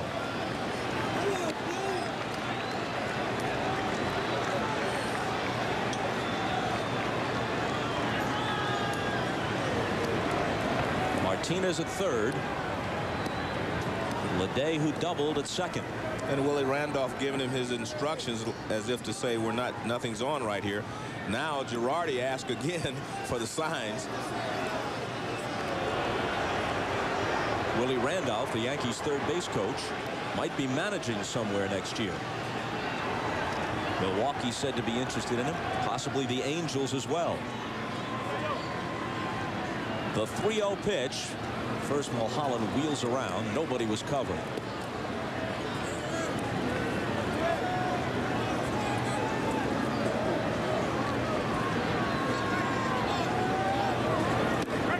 Girardi takes a strike. I'm assuming that Bobby Cox just feels like he'd rather pitch to Girardi and try to get him out rather than walk him and then even strike Cone out and have to pitch to Knobloch. 3-1 pitch, chopped foul.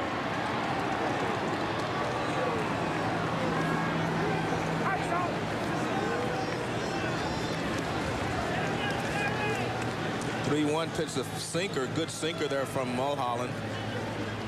And Chipper Jones in foul territory. A lot of talking going on between Willie Randolph and Martinez at 3rd.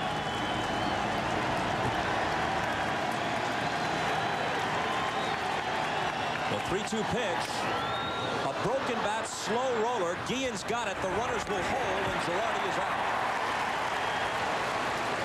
The barrel of the bat flies all the way out to the outfield grass.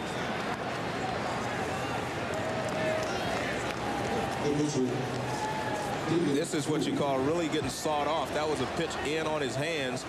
Guillen charged it quickly, and he threw Girardi out at first base. Now, I mean, this ball's way in on his hands. Look at that. I mean, it shatters the handle of the bat. How does that feel to a hitter on a night like this? Cone trying to help himself, slices one foul. Those bees must be buzzing in Girardi's hands right now. When your hands are cold and you shatter the bat, I mean, it may take you 2 or 3 innings before you're over that feeling.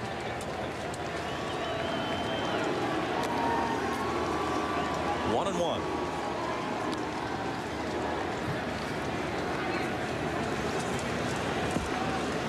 Cone grounded to first, his first time up.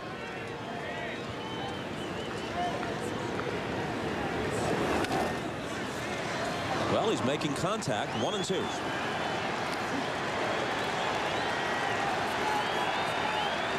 This is what you call a very bad night at a very bad time. The disconsolate Millwood watches from the bench as Mulholland tries to put an end to it. And Cone continues to battle it. You can tell Mulholland's been around a while. Flecks of gray in his beard.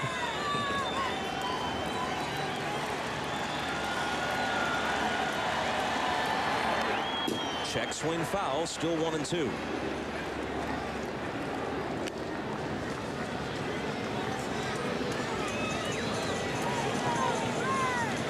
If Mulholland can retire Cone, I mean, the Braves are still in pretty good shape.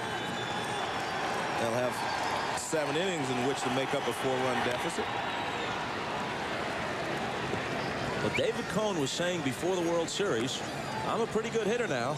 I'm happy to get the call in a National League city where there's no DH.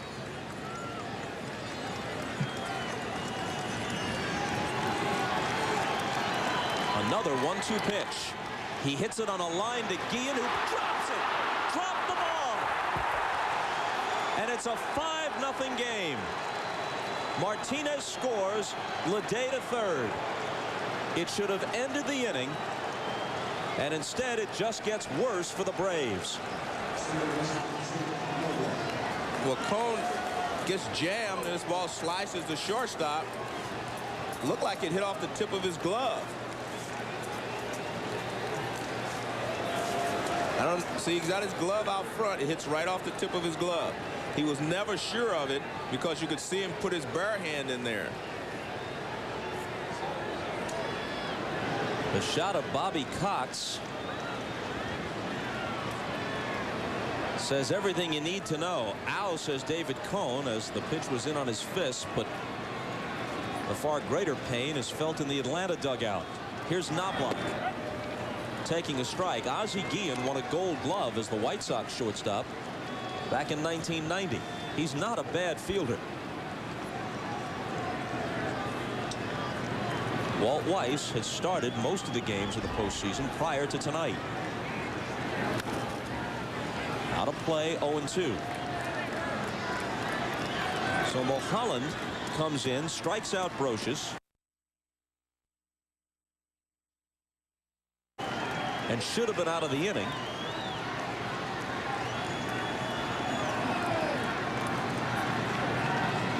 But Guillen somehow mishandles a soft line drive. Now the 0-2.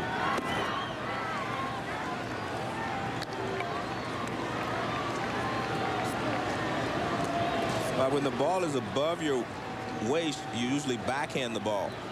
He appeared to try to get his glove, you know, underneath it with his palm up, and it looked like it hit right off the end of his glove, his fingers. A called strike 3. Mulholland did well. He Ian didn't help him. 5-0 New York. 6 degrees and the wind chill is 34 degrees. And a lot of times that does affect play. But this play here with Ozzie again, I think he just got his glove caught in the wrong position. You can see he's having trouble with it by the fact that he's pulling his glove back to his body. Normally you just reach out and backhand that ball, but there was something in the flight of the ball that was bothering him all the way, and he didn't feel like he had it under control. Mulholland bats for himself, a career 105 hitter.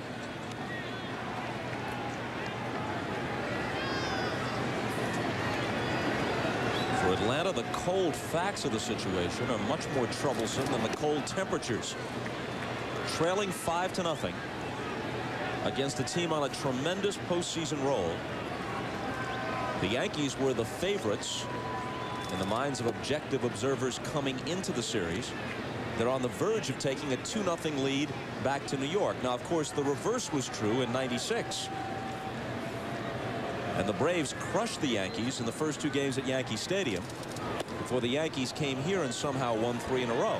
So it can be done, but it's just not the situation you want to find yourself in. Well, tonight's ball game, the Braves have to hope that Mulholland can just hold the Yankees for 2 or 3 innings where they can try to make a dent into this 5-0 lead. They have the ability to come back because they do have some guys on the ball club that can hit the ball out of the ballpark. Full count. And remember, you know, Cone is not a pitcher you expect to go 9 innings, and if you can get him in a couple of jams where he has to throw a lot of pitches in the first 4 or 5, you'll have a shot at him before they can get to the bullpen. And all you want to do is close the gap. When you reach the 7th inning, you want to be able to at least have it under control where 1 swing can get you back in the game. Well, Mulholland works a walk.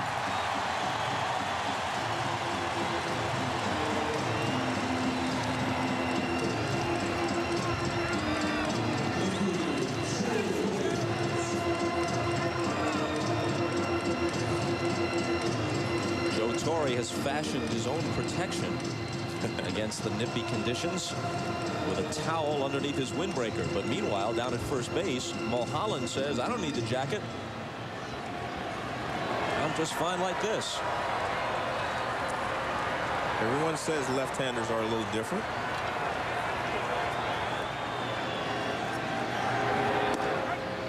Gerald Williams takes a strike. The Braves still don't have a hit in this game. They have 2 walks, and Guillen reached on Cone's error in the first.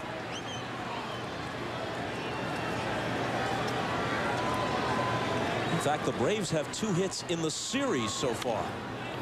And here's a soft fly ball in a shallow right. Paul O'Neill takes it. If you're down as the Braves are, they find themselves on a different situation like they were against the Mets. You try to break the game down into thirds so that by the time these middle innings come around, you've put a couple of numbers on the board. When you get to the late innings here, you have to be able to tie the ball game with 1 swing. You can't expect to try to get 5 or 6, especially against the Yankee bullpen after the 7th inning. But you just want to get it where you can have a manageable situation where 1 swing of the bat can get you back in the ball game. Ian rolls it foul. Trying to do something to make up for his error in the top half of the inning. That number 13 was unlucky for him tonight. He wears it in honor of his fellow Venezuelan shortstop, Dave Concepcion, your old teammate with the Big Red Machine. And he made 13 work, and Ozzie has made it work most of his career.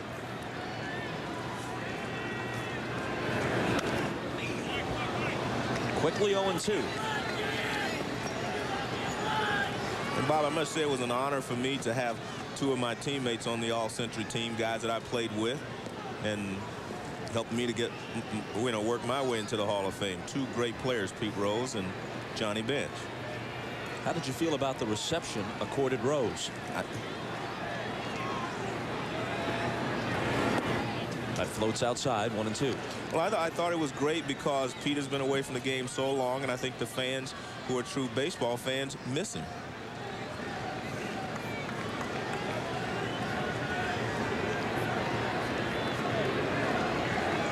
Chipper Jones will be next. 2-2.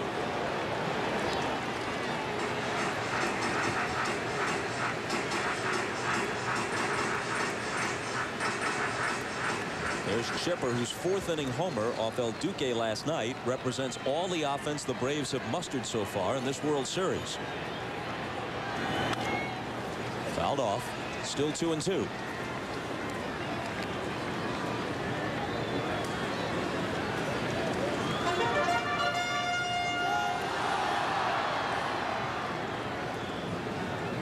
After last night, El Duque is 5-0 as a postseason pitcher.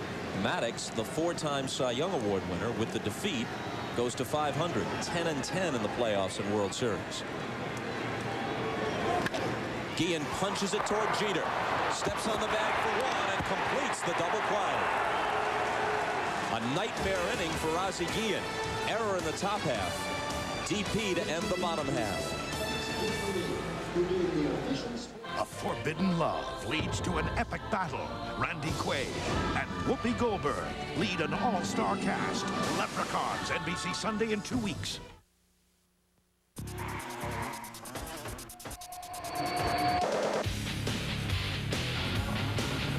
It's a 4x2 with the high ride and suspension of a 4x4. The Mazda B-Series Troy Lee Edition truck. Kind of makes you wish all roads were off-road.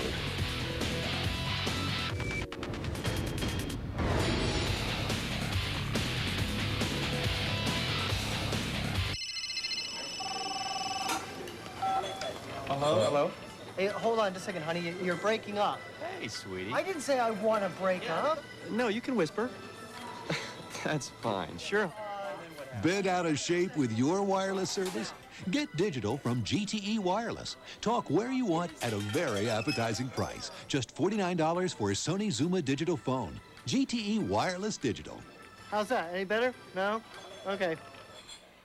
Everything you need to know about the ultimate sub you learn in kindergarten.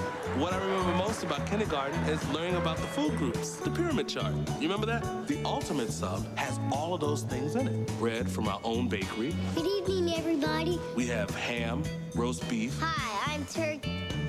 Vegetables. I'm tomato and I'm plump and juicy. I'm a green pepper. Where's the cheese? It's not just a sandwich, it's a complete meal. The candy group. Well, we have sweet peppers. So... See him on the back roads, you see him on the street. Let me tell you, mister, they sure look sweet. They're sleek and they're smooth and rugged to boot. They're a whole lot of style and they're fun to drive too. Right now at your Southern Ford dealer, get $1,500 cash back or less than 1% APR on any new safe and roomy 99 Windstar LX. They're built for tough and that's a mighty strong stuff. When the road gets rough, you gotta drive for tough. See your Southern Ford dealer today. Marie Osmond's Private Pain as a mother battling depression. Monday's Oprah. With the exception of the battery of Girardi and Cone, everybody in the Yankee lineup has at least one hit, and Martinez has a couple.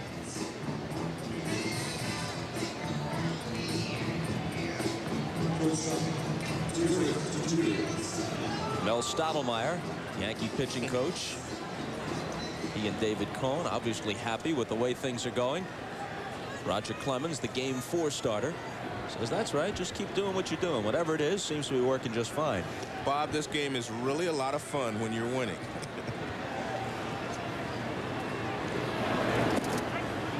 And a strike call to Derek Jeter as we begin the top of the fourth. Millwood's performance tonight notwithstanding, you could probably make a case that looking at the 8 pitchers who will start the first 4 games of this series, that there may never have been a World Series with this kind of depth of quality starting pitching. You've got 13 Cy Young Awards, 5 for Clemens, 4 for Maddox, 2 for Glavine, 1 each for Cone and Smoltz. El Duque might have won one had he come to the major leagues sooner. He may win one yet. It's a very good point because, I mean, these 2 pitching staffs are excellent, have excellent starters. Hit in the air to left center field. This one's bound for the gap. Gerald Williams cuts it off. Jeter sprints for second, and he's in there ahead of the throw. He had 2 hits last night. He's 2 for 3 tonight. Bob, earlier this year I was watching A-Rod in Seattle, and I just said to myself, how good can this guy be? And now I'm watching Jeter and thinking the same thing. I mean, he just seems to get better each and every at bat. forget about getting better each game. I mean, every at bat he seems to have a better idea about what he wants to do as he just rips this ball up the gap in left center field. And very rarely does he hit balls at people. When he hits it hard, it's a base hit. O'Neill is singled and grounded out. Called strike one. To continue the thought on the pitching, the Game 3 pairing, two left-handers, Andy Pettit against Tom Glavine. Glavine came to the park and threw a little bit today, then went home to continue his recuperation from the stomach virus. They do expect him to be ready Tuesday night at Yankee Stadium. When that first happened, I thought it could have been, you know, a blessing for the Atlanta Braves in that Glavine would start Game 3 in Yankee Stadium, where left-handers fare better than maybe they do here in this ballpark, and especially against the Yankees. And that would also allow him to pitch Game 7 if it goes 7. So I thought, well, that might help the Braves because, you know, they're interchangeable anyway. Maddox starting yesterday, Glavine starting, and not a big difference between the two. I mean, they're both excellent pitchers. But unless they win this ballgame, it's going to be very difficult to get to Game 7.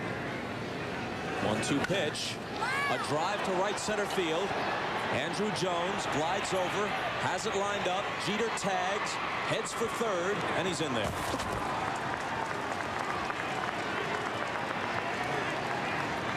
That's basically, again, Yankee baseball. I mean, you say, well, Paul O'Neill made an out, but it's a productive out. It moves Derek Jeter to third base with less than 2 outs. And if you're the Yankees, you have a 5-0 lead. All you want to do is add one here, one there, and you know that you'll be able to hold on to the lead. Andrew Jones makes a good throw, but Derek Jeter got a good jump and slides into third base easily. They're going to put Bernie Williams on and let Mulholland work to the left-hand hitting Tino Martinez.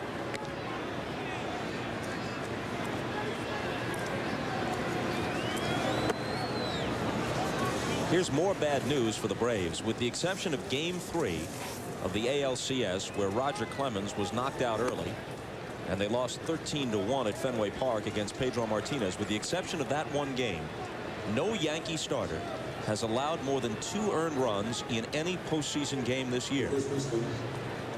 They're 8-1 in the playoffs and World Series. They've allowed 10 runs total in their 8 victories, 13 in their 1 loss.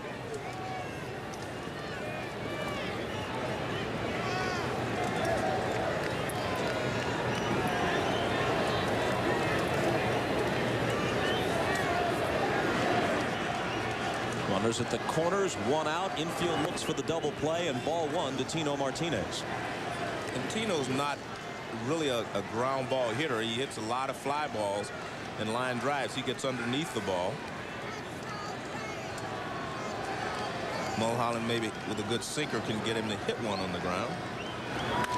He does to Guillen. Plays it cleanly to Lockhart, who had trouble getting rid of it, and then throws it away. When it stuck in his glove, it allowed Bernie Williams to get to him and jostle him a bit, and everything is unraveling for the Atlanta Braves. Well, good job by Mulholland to get the ground ball because, like I say, Tino doesn't hit a lot of ground balls, but he gets the ground ball right near the bag, which is where you want it. The throw a little bit behind him. In truth, Williams did not get there in time. I thought he had, but Lockhart released the throw before Williams got there and simply threw it away. So Cox goes with a new middle infield, and they each contribute to this 6-0 deficit. Well, what was happening is Joe Torre was arguing that Lockhart never touched the bag, but he did throw the ball. In his motion to throw the ball to first base, his back foot, his right foot, did drag the bag. He will straddle a bag to start with when he accepted the throw from Guillen.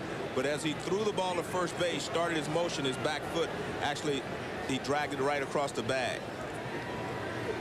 Martinez didn't advance beyond first, and you can't assume the double play from the standpoint of the official scoring, so Lockhart is not charged with an error, but this should have been an inning-ending double play. You can see he is not touching the bag there, but watch his right foot. See, he still has the ball right there. His right foot is on the bag, and that's what the umpire saw. But Joe Torre saw him straddling the bag when he made the catch, and he did not think that he had touched the bag when he threw the ball to first base. Lockhart hasn't played much in the field of late. Bounced foul. It's 0-2.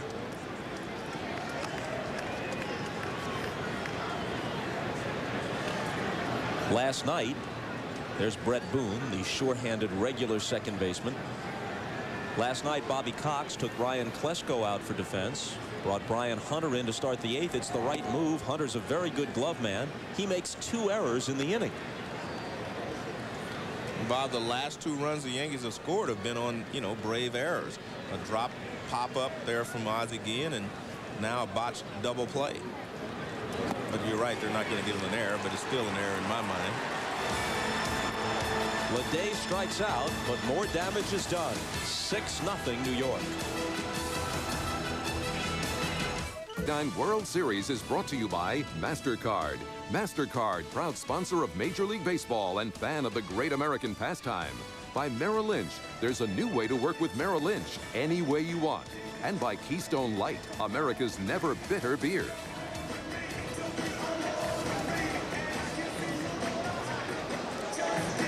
Another view from the Goodyear Blimp Stars and Stripes. Goodyear currently maintains a fleet of 7 blimps, 3 domestic and 4 international operations. Just in case you need to rent or lease a blimp for your party or function, they have 7 of them. To the bottom of the 4th, the Braves trail 6-0. They're still hitless. The largest lead the Yankees have blown in any game this year is 5 runs. Ball 1 to Chipper Jones.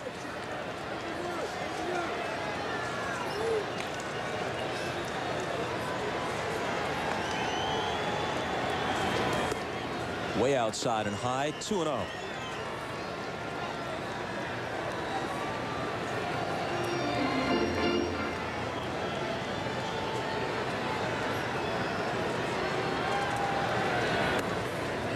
Three balls and no strikes. Brian Jordan on deck, and then Ryan Klesko.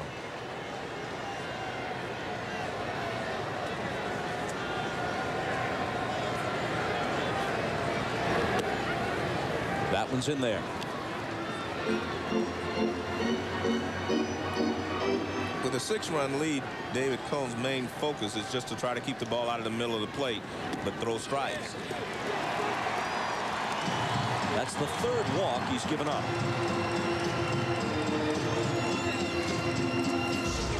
Folks, now that the All-Century team has been selected, Major League Baseball and MasterCard want you, the fans, to name the starting lineup. Just log on to MajorLeagueBaseball.com, the official postseason site of Major League Baseball, to vote for your starting lineup. The fan starting lineup will be announced during Game 4 of the World Series here on NBC. Jordan swings on the first one, lifts it into right center field. O'Neill waves Williams off and takes it.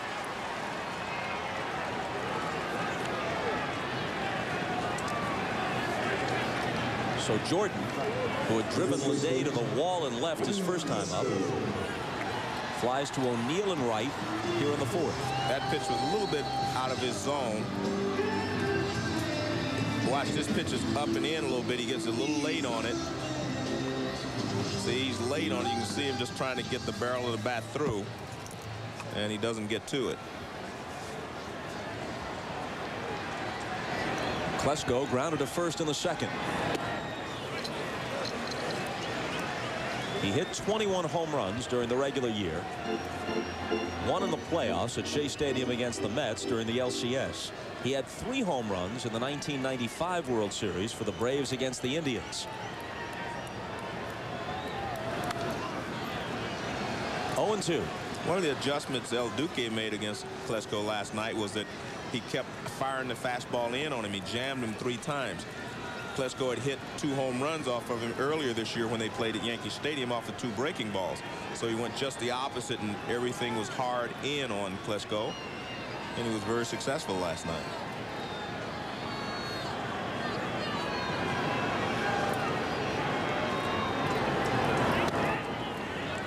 Ball 1, even though Chipper Jones, the runner at first, is very speedy. With a 6-0 lead, Tino Martinez is playing behind him, as you might expect.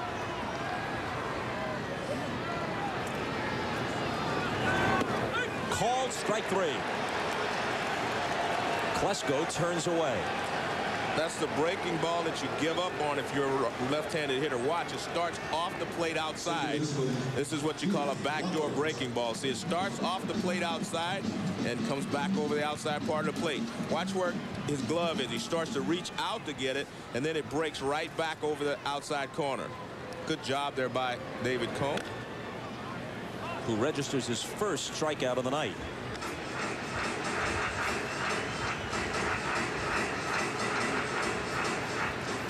And that pitch was set up because they'd thrown a couple of fastballs in tight on him. Let's go looking for the ball inside.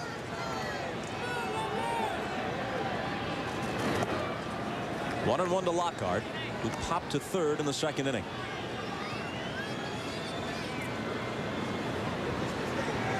The Braves have drawn 3 walks. Cone has made an error. They still have no hits.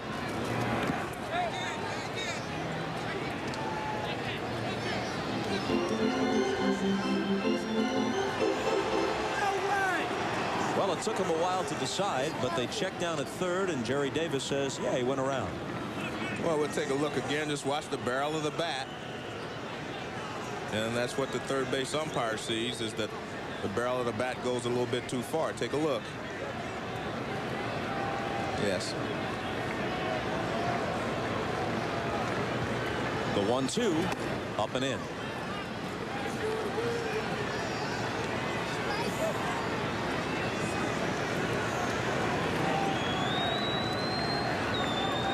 Cone working rather quickly. His 2-2 pitch runs the count out full. And he was trying that backdoor breaking ball again on Lockhart, as he did with Klesko. This ball starts off the plate, and then you give up on it if you're a left-handed hitter. And that one doesn't quite come back far enough. Hit to second. Knobloch's got it. His flip to Martinez retires Lockhart. 4 in the books. Game 2 of the World Series. Yankees looking for a 2-0 advantage. And some mock cheers from the Atlanta crowd. Tough crowd.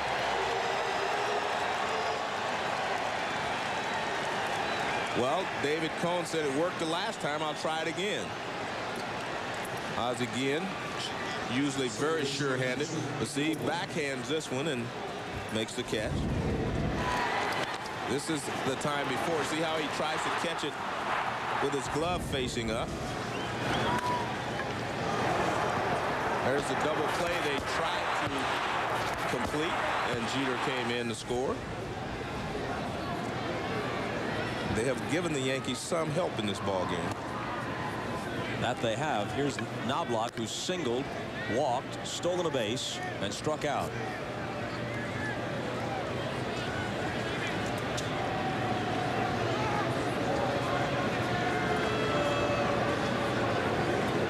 Roche is at third with 2 out.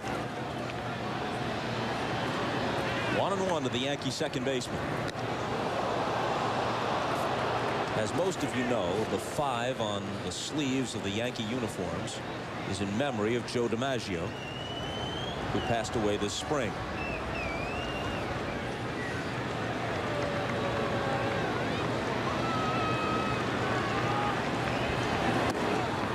Two and 1.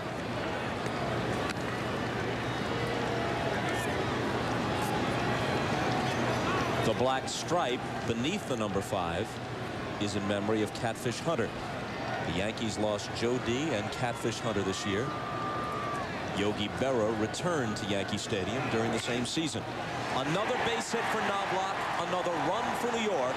7-0.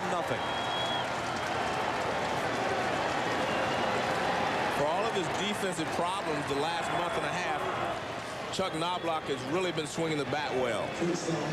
He's raised his average up to close to 300 at the end of the regular season, and he continues here in the playoffs and the World Series. He rips a base hit to left field, a good 2-out hit, and the Yankees have been doing that in this ballgame, producing 2-out base hits to drive in runs.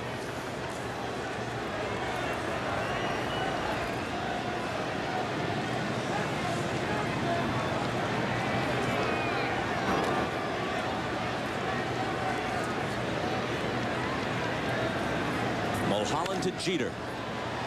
Derek is singled, struck out, and doubled. It may be grasping at straws, but remember, not only did the Braves win the first 2 games at Yankee Stadium in 1996, I think the scores were 12-1 and 4-0. Exactly. So they appear just as dominant as the Yankees do now. Rolled to Lockhart. He flips it to Guillen, and they're out of the 5th, but not before the Yankees tack on another run. They've scored in 4 of the 5 frames in which they've hit. Eeny, miny, moe. This Christmas, everything, yes, everything, is getting blown up.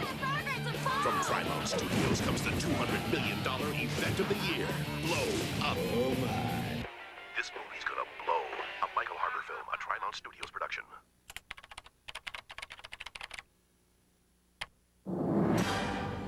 It's time for E-Trade, the #1 place to invest online.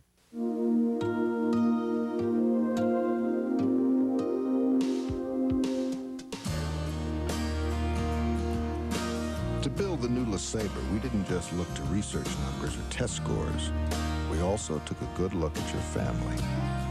Introducing the all-new 2000 LeSabre, re-engineered with more safety features than any other car in its class. The new 2000 LeSabre by Buick.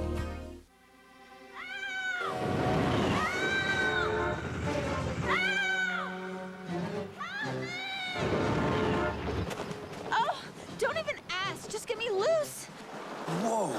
A constrictor knot with a midshipman's hitch. What? That's quality work. On a train! Hurry! That's the problem these days. Everybody's rushing.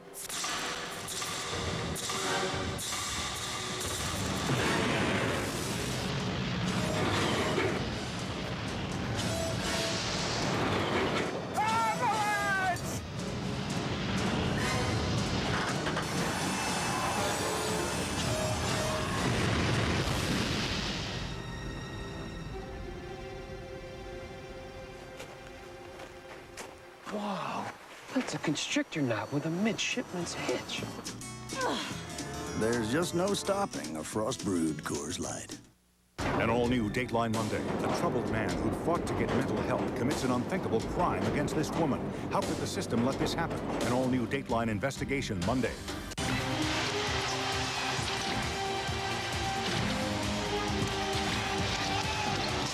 Are you ready for NBA 2000? This is the last out in the bottom of the 4th inning. Keith Lockhart grounds it to Chuck Knobloch. Now watch it. Normally you pick up the target as quick as you can. He looks away, takes a few steps. Now he finds the target and throws to first base. And look, see, he's not even looking at his target. Now he finds it and throws to first base. That is some kind of way of helping him to focus. And you see here, this is him in infield practice before the ball game. He throws the ball hard. A little erratic at times, but at least he's releasing the ball. And during the game, we see him kind of lobbing across the first base. But those practice throws look pretty ugly, didn't they? He's got, he's got a lot of work to do, and maybe just the off days in the winter, maybe everything will straighten itself out, because obviously it's mental, because Joe Torre says he does. And it's just something he'll have to work out. A ball and a strike to Greg Myers, leading off in the bottom of the 5th. Remember, Chuck Knobloch won a Gold Glove as recently as 1997.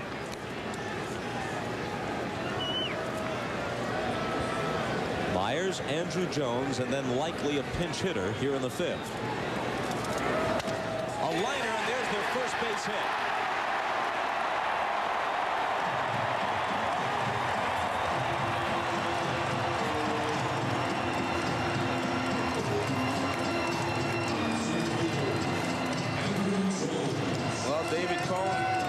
No-hitter going until this inning, and Myers hits it right back through the middle for a base hit, and it gives the Braves a start here in the 5th inning. It also makes them overall 3 for 41 in the series as a team.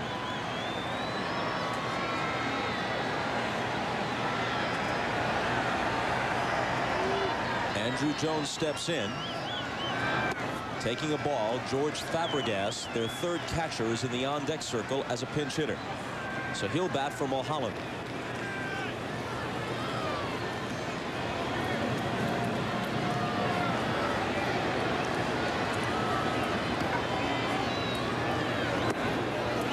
Two and 0 to Jones. Russ Springer apparently will be the next Atlanta pitcher. Bob, you mentioned the Braves are 3 for 41. You can't keep that kind of pressure on your starting pitching staff. You can't expect them to go out and pitch a 1-0 game every time out. So you put a lot of pressure on your starters. If the Braves are going to win this World Series, they're going to have to score some runs, because I don't think anyone's going to shut the Yankees down completely. Called strike, 3-1.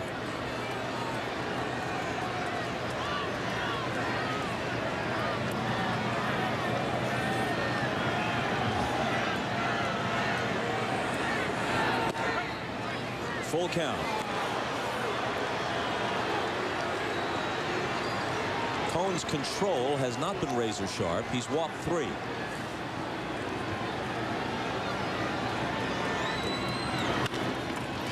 To Brocious. Knobloch for 1. Is his relay true?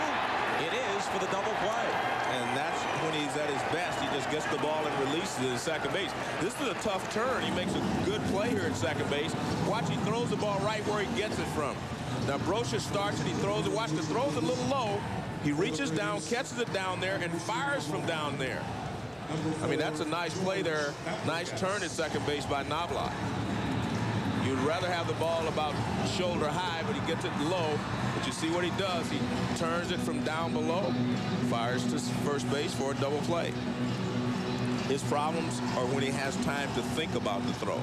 There he just has to react. And he usually does a good job when he has to make the double play on that type of situation. Fabregas takes a ball. So there was a bit of hope here in this inning for Atlanta. Myers leads off with a single. The count goes to 3-0 on Andrew Jones, but just as quickly those hopes are dashed on the 5-4-3 double play.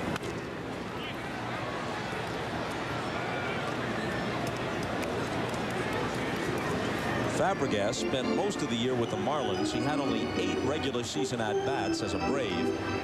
He hit 199 for the season with 3 home runs.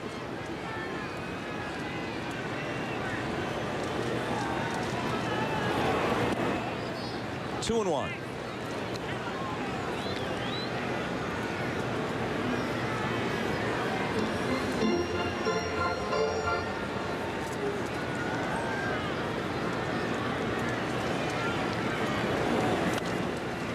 Count levels at 2-2.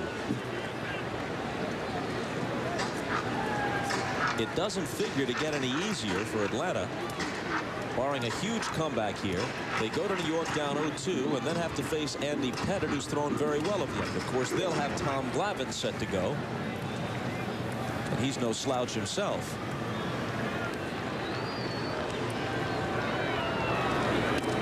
Fabregas strikes out.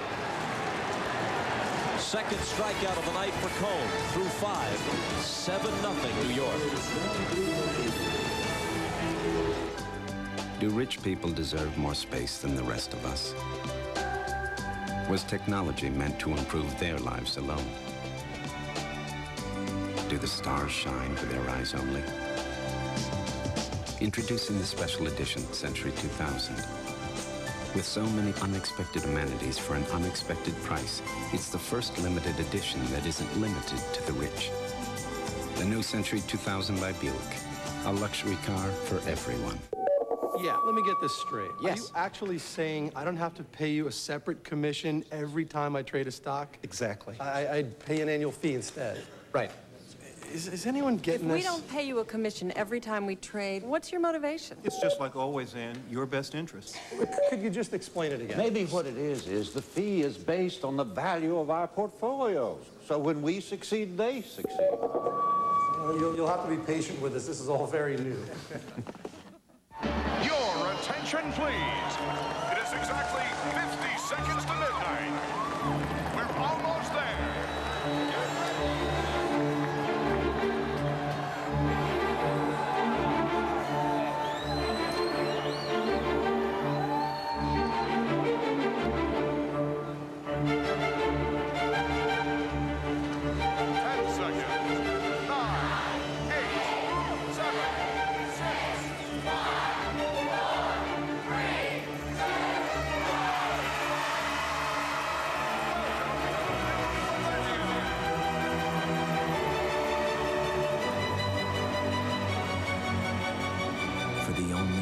person in the world. A diamond. Show her you'll love her for the next 1,000 years. A diamond is forever. De Beers. This November, the biggest movie events are coming to NBC with the untold story seen through her eyes. Mary, Mother of Jesus. What if they're right? Y2K the movie. The network television premiere, Men in Black. And Sunday in 2 weeks, the magical legend of the Leprechauns. This November, the biggest movie events are on NBC. We're going to show you why the Yankees are such a good team. Here's a ground ball is short, and Knobloch makes the play when he has to. He comes across the bag, gets rid of the ball. That's not an easy turn right there, but he gets it done. Now, when he goes into the dugout, his teammates are all there to congratulate him. Nice job, good job. I mean, they're all in it together. I mean, this is a close-knit team, and they're always trying to pump each other up. Look at that. I mean, every guy comes over and basically says, nice job, Chuck. And that has to help you. I mean, when you're struggling, whether it's as a hitter or as a defensive player, when you're having problems, they're always going to be there for you. Russ Springer, who began his career in the early 90s with the Yankees, is the new Atlanta pitcher. The Braves are his 6th major league team. He was 2-1 this year with an ERA of about 3.5. And as you see, he's thrown well in the postseason. Here's his 0-1 pitch to Paul O'Neill. Popped out of play. Let's go to Jim Gray. Jim. Well, Bob, Joe Torre must not think 7 runs is enough. He's telling all of his guys, Joe Girardi, who just left, and Tino Martinez, guys, we need some more runs. Let's grind it. Let's keep after it. Bob? Interestingly, this is the first time that Joe's team has begun any postseason series, division, LCS, or World Series, on the road. But the one thing you do, I think Joe feels that 7 runs are enough runs, but what he wants to do is keep his team playing the game. You do not want to sit on this and then try to start it up again on Tuesday in New York. Just keep playing the game the way it's supposed to be played. I think that's what he's trying to do. 2-2.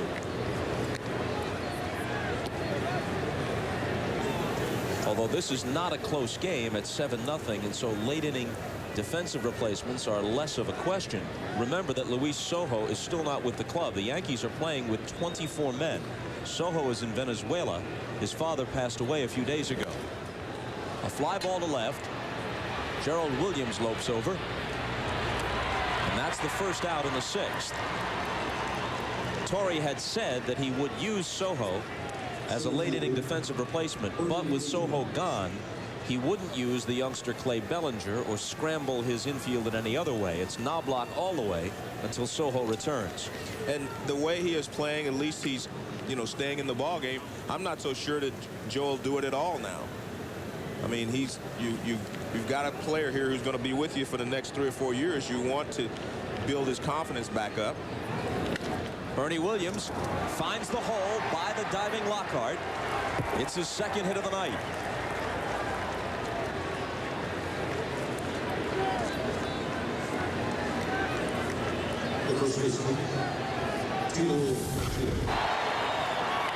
Tino Martinez has had a 2-out base hit to center field, driving a run his first at bat. Then he hit a line drive that Gerald Williams almost comes up with, and he hit the ground ball. It should have been a double play. They didn't turn it, and so he gets an RBI on that ground ball as well.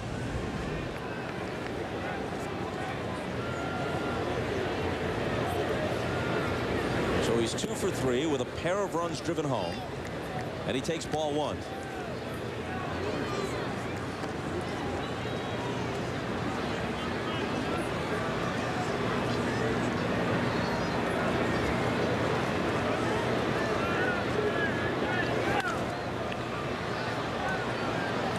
Looking back at that play where they botched the potential double play, not only has Lockhart not played much in the field of late, but I would guess that Guillen and Lockhart haven't been on the field at the same time very much at all. Does that matter? Yes, it makes a big difference. I mean, there's a certain continuity that you have to have between the second baseman and the shortstop. And actually, Guillen's throw was a little bit behind Lockhart. Normally, if you're working with a second baseman, he'll be able to make up that for that problem that you just started, but Lockhart hasn't played a lot, and he wasn't able to overcome the bad throw. That one's in there, 1-2 to Tino Martinez.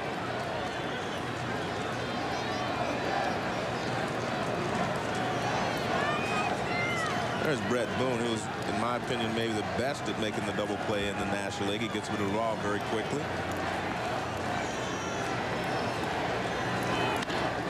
Back to Springer.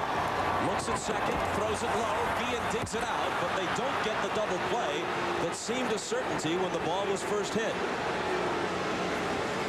I'm not sure the Braves can play any worse than they're playing tonight. And maybe that's a good sign. They're going to get it all out at once. This is a perfect double play ball. One hop back to Springer, and he throws it in the ground. Guillen tries to make up for his poor throw, but he's off balance, and he throws it away at first base.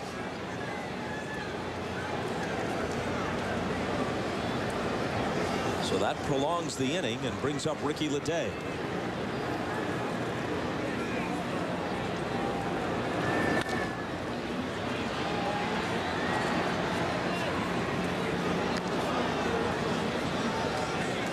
And this is definitely not a typical Atlanta type ball game, but you want to, like a lot of teammates will tell you, let's get it all out of here at once. Let's make sure that we have all our bad throws, all our bad fielding plays in this one game, and we'll start over on Tuesday and go from there. Well, if they need to bottom out before that can happen, they're coming close tonight. Leo Mazzoni seeming to nod in agreement. 2-1.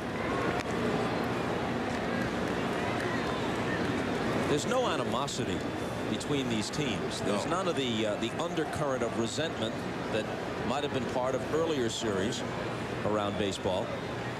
Bobby Cox and Joe Torre each have connections to the other organization. That's out of play. Torre, of course, was an excellent player for the Milwaukee and Atlanta Braves, later managed the Atlanta Braves. Bobby Cox came up as a player in the late 1960s with the Yankees. His rookie year was Mickey Mantle's final year as an active player. Later, he managed in the minors in the Yankee chain and coached for them in 1977 with the big club. Torre and Cox have high regard for each other. The 2-2 pitch struck him out. After 5.5, 7-0 New York. This Millennium Moment is brought to you by American General Financial Group. The fabled Brave star flicked his famous wrists and propelled a downing fastball over the left field fence and into the Braves bullpen.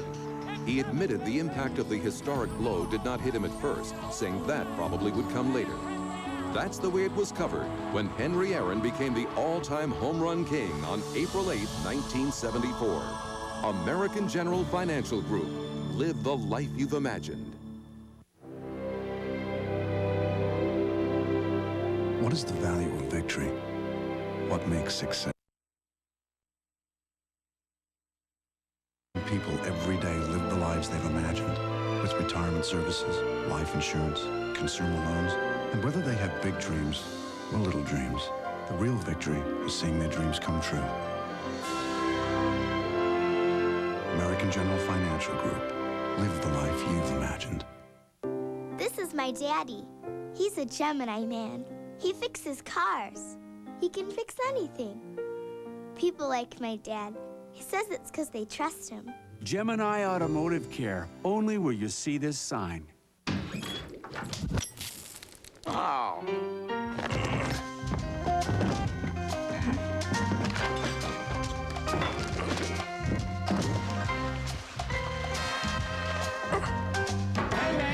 Oh, check this out. I got a bulb, but this will last you 2 years. Guaranteed. Cool. Philips, light bulbs that last.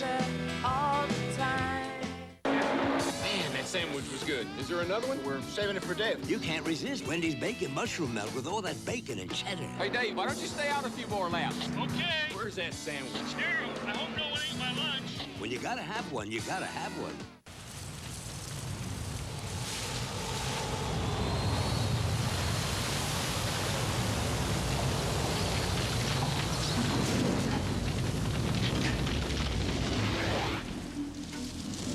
Introducing the all-new Chevy Monte Carlo.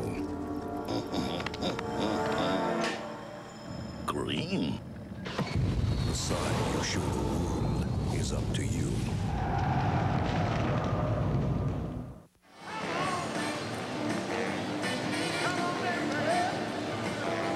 City of Atlanta, at least that portion of which counts itself as baseball fans, not a very happy place tonight. Their team is staring at an 0-2 deficit in the World Series. They lost game 1, 4-1. They trail 7-0 as they come up in the 6th in game 2. David Cone has thrown 73 pitches to this point. His perfect game in July against Montreal was the only complete game he pitched this year.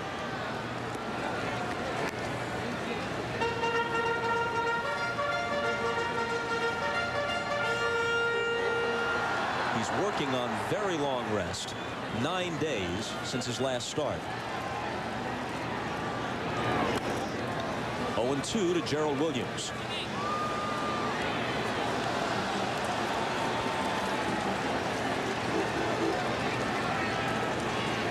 Living members of baseball's all-century team are in the ballpark tonight.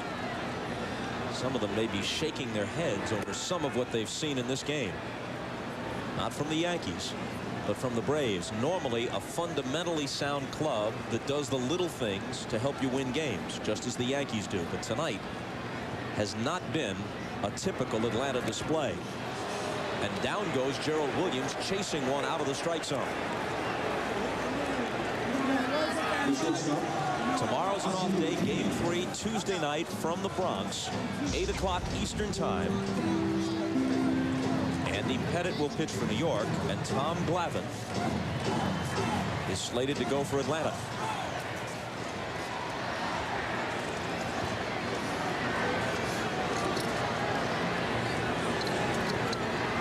Ozzie Guillen's 0 for 2, reached on an error and grounded into a double play. And Bob, if you're a Braves fan, you realize that Tom Glavine is capable of beating the Yankees in Yankee Stadium, and so is John Smoltz. So you know that you're not out of this series yet. You still have the weapons to go into Yankee Stadium and win 2 ball games or whatever it takes there to get back into this series.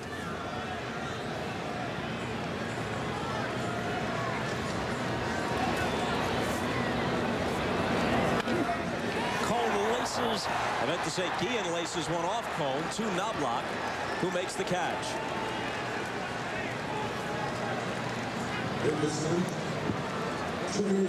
Well, it hasn't worked out so far in this ball game by putting Guillen in, but I like the fact that they were trying to shake up their lineup to get more punch in the lineup. And you see Knobloch races across and makes the catch.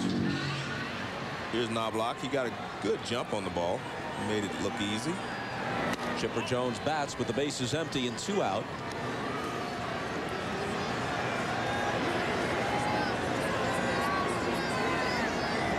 Oh for 1 with a walk tonight. 2-0 the count.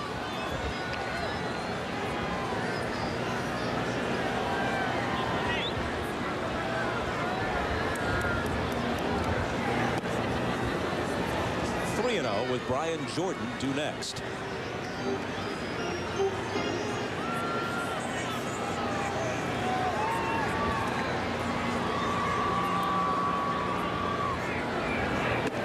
Taking all the way, and that's a strike.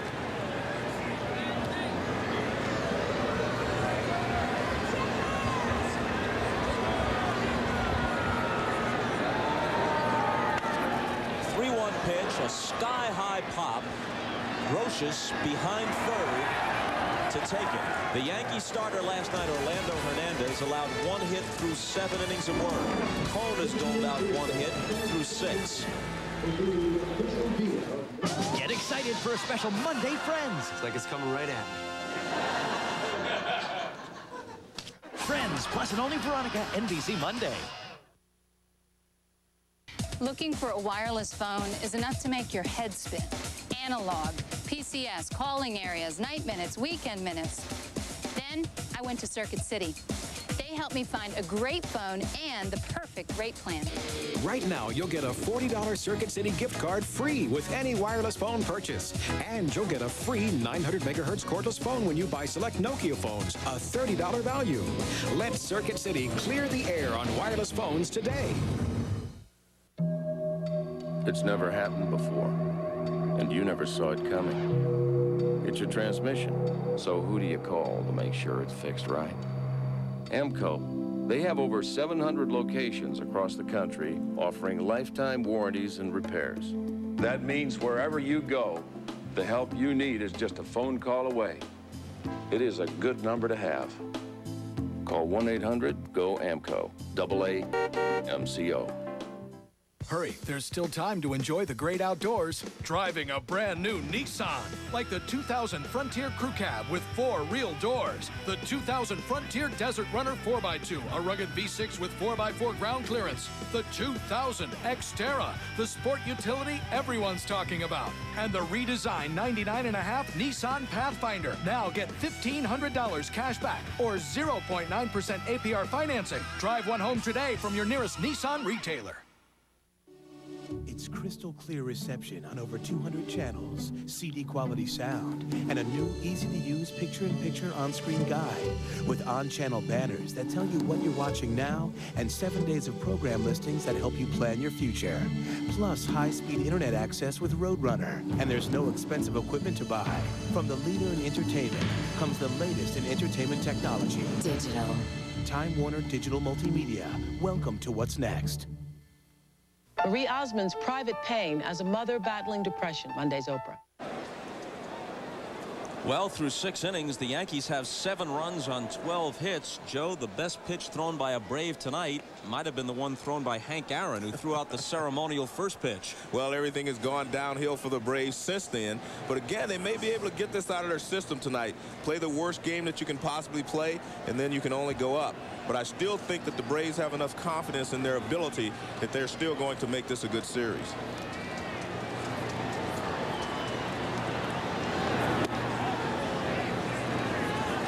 Bottom of the order in the top of the 7th. Brocious, Girardi, and then Cone is due. Brocious has singled and doubled in 3 at-bats.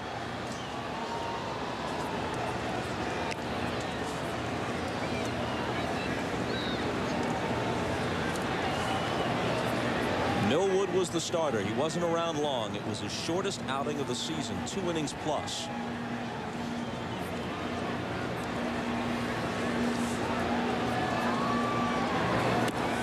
By the time Millwood left, it was 4-0. Before that inning was concluded, it was 5-0. He's looking at his first defeat since August 8th. A drive to center. Andrew Jones going back, and he'll run it down.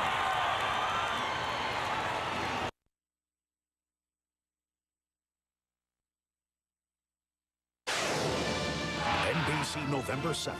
A forbidden love leads to an epic battle to save the Earth. Leprechauns coming to NBC November 7th.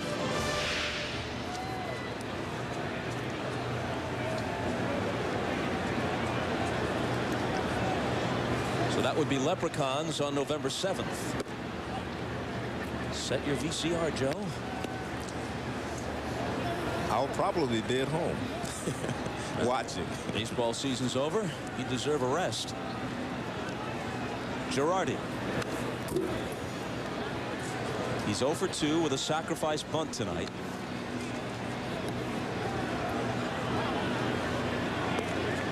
The Braves are looking for Russ Springer to suck up some innings here.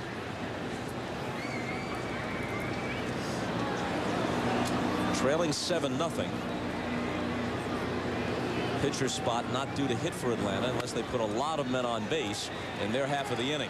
Brian Jordan coming in toward the line into foul ground along with Lockhart.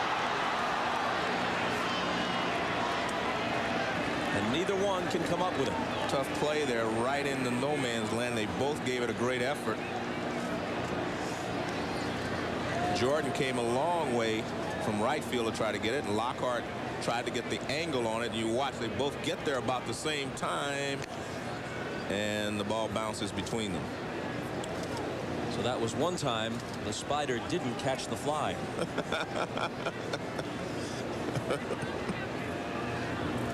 As in Spider Lockhart, right? For those of you just joining us, that's correct. 2-2.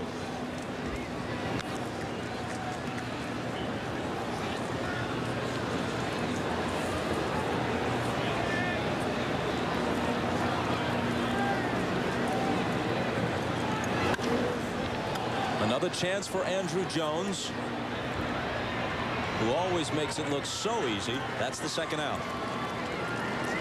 He has drawn favorable comparisons to the likes of Willie Mays and Joe DiMaggio when it comes to glove work in center field. What do you think? Well, I think Ken Griffey Jr. is still maybe, you know, as good an outfielder as you're going to find in the big leagues right now. And I think Willie Mays is the greatest center fielder I've ever seen. Andrew Jones is very, very good. Young Jones won his first Gold Glove last year. And maybe 3 or 4 years from now, I will say that he's as good as Junior. But at this point, I still think Junior's the best center fielder in the game. Barry Bonds thinks Andrew Jones is.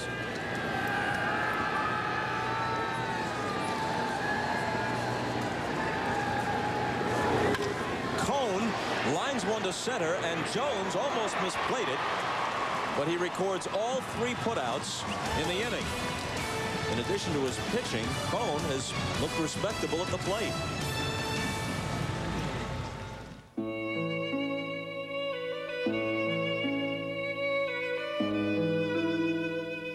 They are the sheep, and we are the shepherds. We tell them that college is the doorway. We tell them to prepare for the future. But the question remains, will we?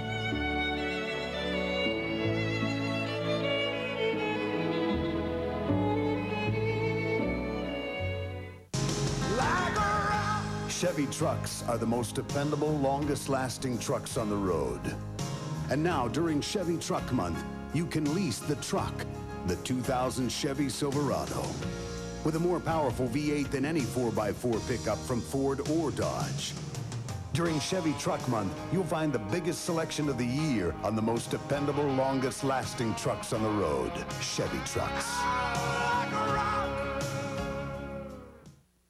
As the countdown begins to the 21st century, there is still one number you can always count on. Bond. Bond. James Bond. This holiday season, one man will rock your world.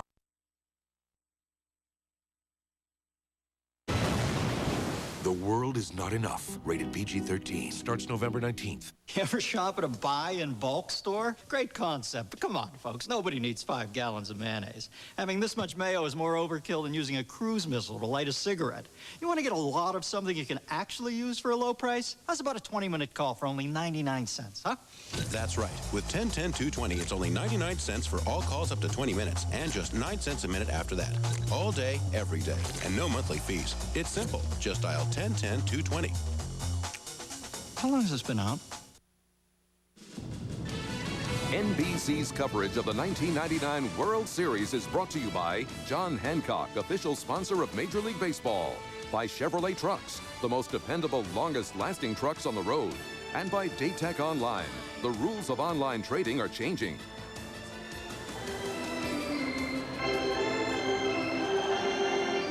Stretch time in Atlanta, but it's quite a stretch to see the Braves getting back in this game. Not the way Cone is pitching, and not the way their bats have been slumbering for several games now. The 10-9 Game 6 in the LCS notwithstanding, this is a team hitting well beneath 200 in the League Championship Series and the World Series combined. They have 3 hits in this World Series through 15 innings.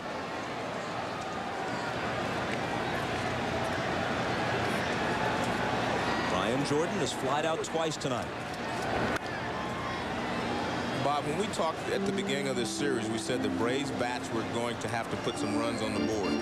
Because as good as the Atlanta staff is, you're not going to shut the Yankees down completely because they have so many ways of scoring runs. They can hit the ball out of the ballpark. They can play small ball. They can steal bases. They can hit and run. They just do a lot of things to manufacture runs. So you're going to have to score some runs to beat them. And so far, the Braves just have not been able to mount any consistency to their offense. Don Baylor, the Atlanta hitting coach.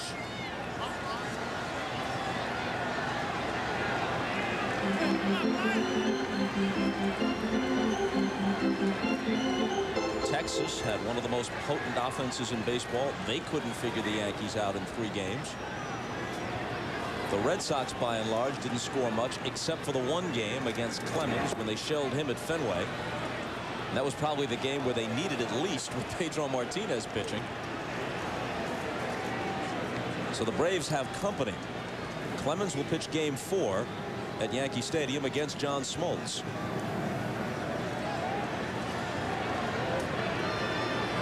The 2-2 pitch. Full count to Jordan. Speaking of Clemens, he had an excellent outing in the division series at Texas, and then of course the poor showing at Fenway Park.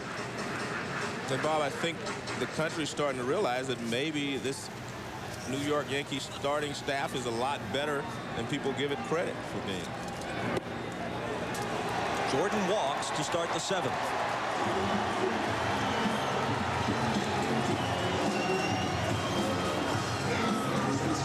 That's the 4th walk issued by David Cone. And again, our overhead shots are courtesy of Goodyear. The blimp is the Stars and Stripes. It was 1926 when Goodyear began its first commercial blimp operation with a blimp named the Pilgrim.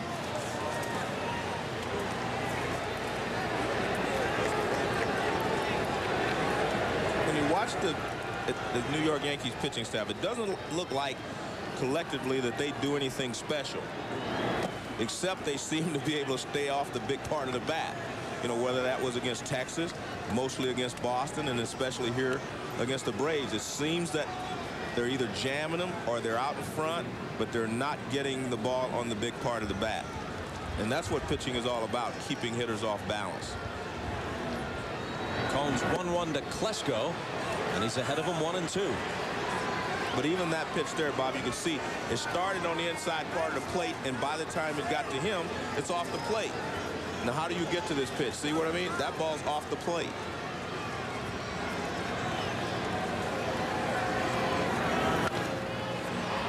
High fly ball, back of second base. Knobloch has it. Let's take a look at David Cone as he's worked his way here into the 7th inning. Look at where that ball is, out away from him. He hits it off the end of the bat. Off the end of the bat again. Look at how he's reaching. And that beautiful backdoor breaking ball. Look at that, off the plate again. I mean, he is staying out of the middle of the plate. They're either reaching across the plate to try to catch up with the ball, or he's in under the hand. So he's staying out of the middle of the plate, and they're not getting good swings.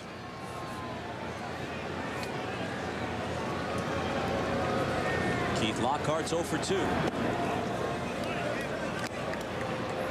And has had a couple of misadventures in the field. Ball 1 to him.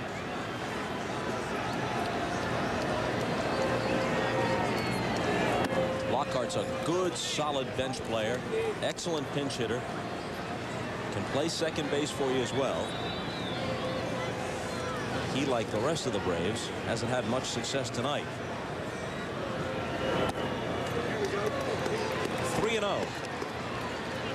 Kevin McGlinchey, last seen at the end of the 15-inning marathon, game 5 of the LCS at Shea Stadium, begins to get ready in the Atlanta bullpen. And Lockhart walks.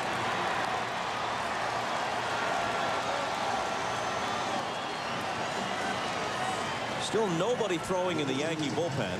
Stottlemyre removes the towel to go to the mound.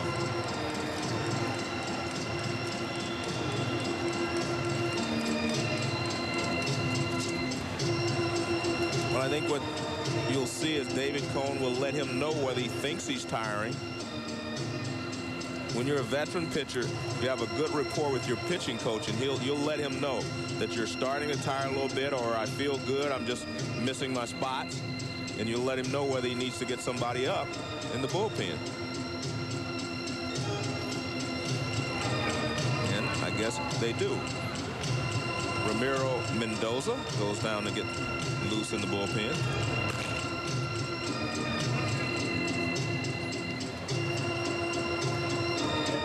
Next hitter is Greg Myers, who has the only hit yielded by Cone in the 6th inning. He hit it hard back through the middle. Actually, the hit came in the 5th. Said 6th inning on the screen, but it came to lead off the 5th. And what's interesting, Bob, is that we've seen the Yankee hitters go back through the middle and take advantage of the Braves pitchers. Myers is the only one that's actually hit the ball back through the middle, you know, trying to go that way.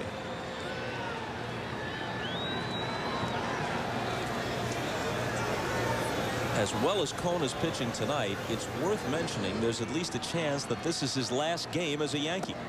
It's possible the rotation won't come around to him again in this series, and his contract is up at the end of the year. He makes in the vicinity of $8 million a season, and the Yankees have to decide if they want to reinvest that kind of money in him.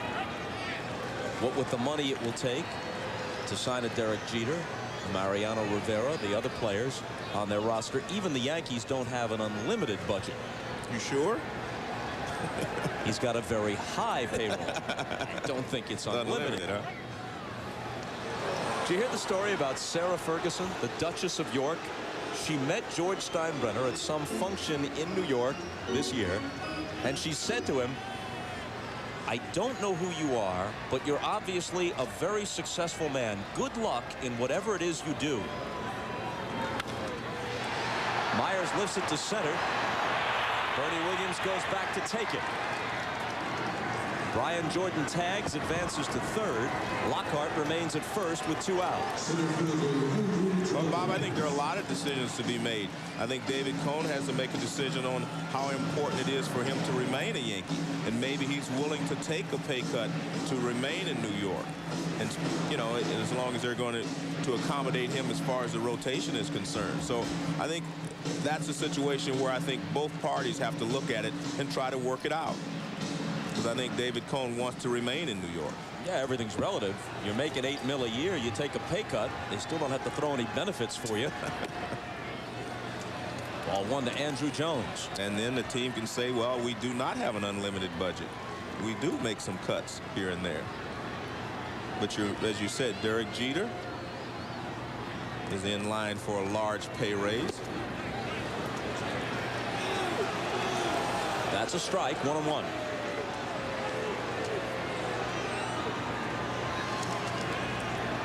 Mariano Rivera is in the same situation. They were both arbitration cases together. Brett Boone is on deck to pinch hit if Andrew Jones reaches. 2 balls and a strike.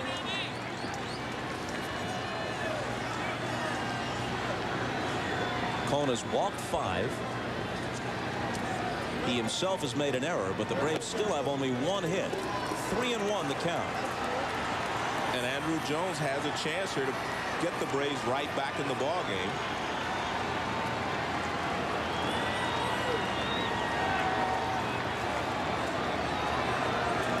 One pitch away from loading the bases here in the 7th. But that's in there, full count. There's a good pitch there by David Cone. 3-1. Andrew Jones probably looking for a fastball middle of the plate in, and Cone hits the outside edge. Again, he's trying to stay away from the big part of the bat.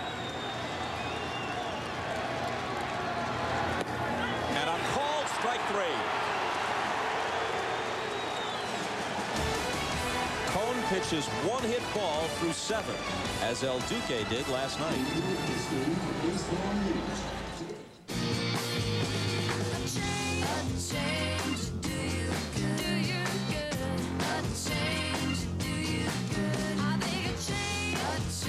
Hey, Hey, change might do you good. Buy a new 2000 Oldsmobile Bravada and get a 6-disc CD changer at no extra charge. Plus, $1,500 cash back. So you can rock, roll, and ride to hours of uninterrupted music. Get down to your Oldsmobile dealer today and start something loud. So what will happen to all this now that you're going virtual? We're not going virtual. I read you're getting into internet trading, online cash management. Well, we are, yeah. The end of an era. Not at all. Online trading and the rest of it are simply new tools we're making available. You don't have to sugarcoat it for me, but I must tell you, I'm going to miss our little chats. Nelson, I'm not going away. The office isn't going away. The coffee? The ticker? Not going away. What about the little bull? Not going away. Good. 2 tickets, $28. 2 hot dogs, 2 popcorns, and 2 sodas, $18. 1 autographed baseball, $45. Real conversation with 11-year-old son, priceless. There are some things money can't buy. For everything else, there's MasterCard. Accepted all over, even Major League ballparks.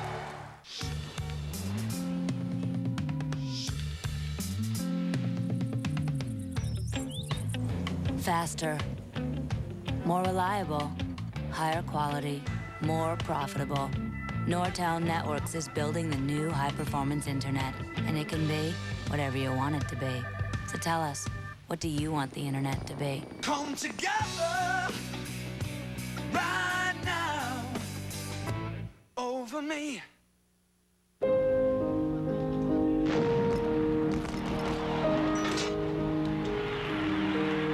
The following is a reminder for anyone who's forgotten what pure joy looks like. The Olympics from Australia, only on NBC. Well, the Braves didn't score in the bottom of the 7th, but at least third base coach Ned Yost got some company. Listen. What's up, baby? Yeah, coming. Get a first dude to come and see me in 2 days. It's all right. It's a fact. They've scored only 1 run, and that was Chipper Jones, who trotted past him after his homer against Orlando Hernandez. Hernandez pitched 7 innings of 1-hit ball last night, and actually at that point was trailing 1-0. Cone, who's been plenty good but not nearly as overpowering as Hernandez was last night, has a 1-hitter going with 5 walks thrown in. He was staked to a 3-0 lead before he ever took the mound, and he leads 7-0 now.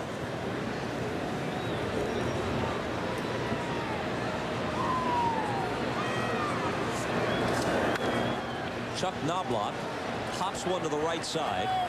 Ryan Klesko goes into foul ground to make the catch. A couple of changes for the Braves.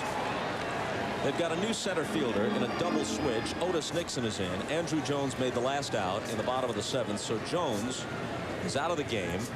And Nixon will hit 9th and lead off in the last of the 8th. The new pitcher is Kevin McGlinchey, and he's in the 8th spot on the order. I think it's a great opportunity for Bobby Cox to get McGlinchey into a World Series game as quickly as possible. And then he'll know that he can count on him later in the series.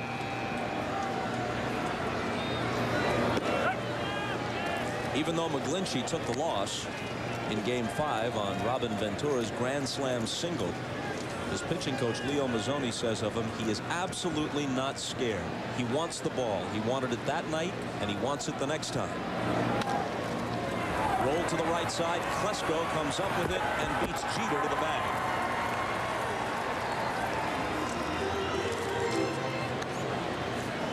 Now scheduled after the game on most of these NBC stations, it's your late local news. And for those of you who'd like to continue with the World Series, we'll have a post-game report on CNBC immediately following the game.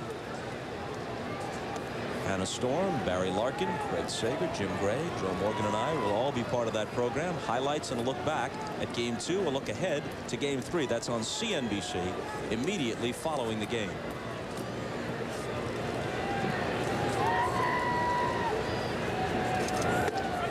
A strike to Paul O'Neill.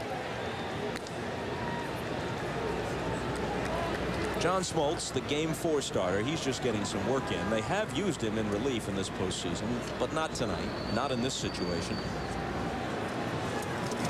Well, Bobby has to be careful simply because Glavine is supposed to pitch Game 3, but what if he can't go in Game 3? You want to have a rested John Smoltz to take his place if Glavine is not available for Game 3. O'Neill's 1 for 4. Tips it back into Meyer's glove for strike 2. Here's Glavine. Earlier today, late this afternoon, throwing. Then, after getting this bit of work in, he went back home and he's watching the game on television. He began feeling ill on Friday with that stomach virus, was unable to answer the bell for Game 1. Maddox took his start. He is expected to start on Tuesday. He was feeling better already today, and there's every reason to expect that with a day off tomorrow, he'll be okay for Game 3. McGlinchey didn't feel ill at the start of the game. He might have by the time he left, not to say Millwood, as he looks on from the dugout.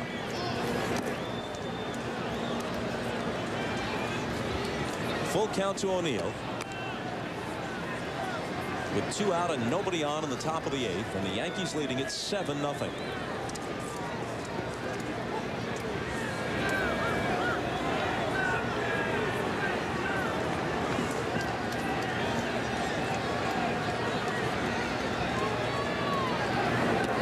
And he walks it. When a masterful performance by Greg Maddux went to waste last night, the Braves hoped that Kevin Millwood, who over the course of the year at 18-7 had been their best pitcher, this despite the presence of past Cy Young Award winners like Maddux and Glavine and Smoltz on their staff. They hoped that this kid could get them even tonight, and he just didn't have it.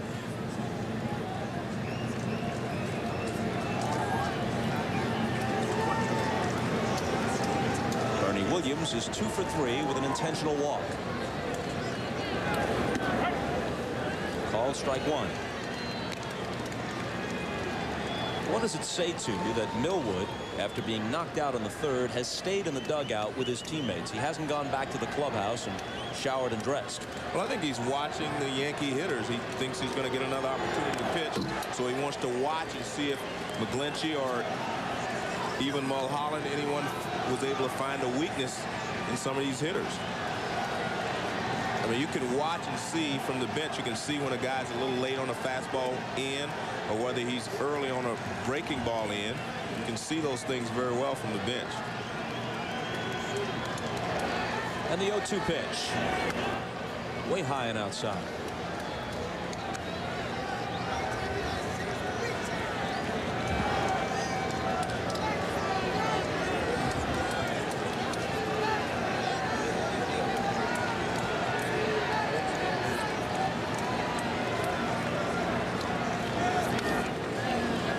The screen still 1-2. If the Yankees win this game, they will be 20-3 in the playoffs and World Series over the last 2 years.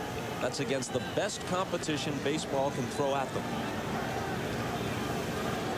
Even more impressive, they would have won the last 10 World Series games they played in.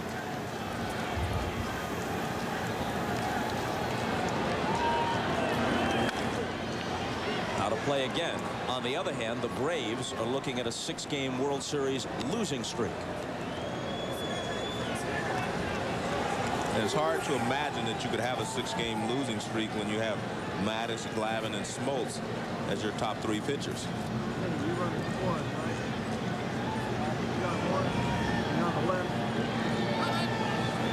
Well, they lost one of those games 1-0. Another 3-2 in Game 6 in '96 when Jimmy Key beat Maddux. Well-pitched game last night that came apart on them in the 8th inning.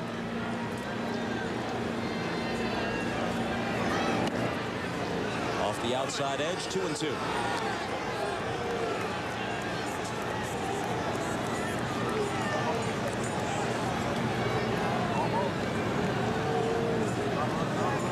Andres Galarraga a spectator all season long after the diagnosis of cancer, but he's responded well to treatment, and they expect he'll be able to resume his career next spring. Ernie Williams rolls it back up the middle for his third hit of the night. One thing the Yankee hitters do when they get 2 strikes, it seems that they shorten up their swings and make contact. We saw a couple of big swings earlier in this at bat. See how he just guides it back through the middle? They shorten their swings and put the ball in play. Good hitting there. You can see him almost guide that ball right back through the middle. Earlier in the at bat, you could see him having free and easy swings. But when they get 2 strikes, they know how to hit with 2 strikes. And we've seen that a lot in this ball game tonight, that they've been able to produce with 2 strikes on them. And a lot of times the hitting instructor, Chris Chambliss, preaches, you know, shorten up on your swing and go back through the middle. And we've seen them do that very successfully tonight. Like the Braves hitting coach Don Baylor, Chambliss has been mentioned in connection with a couple of managerial openings.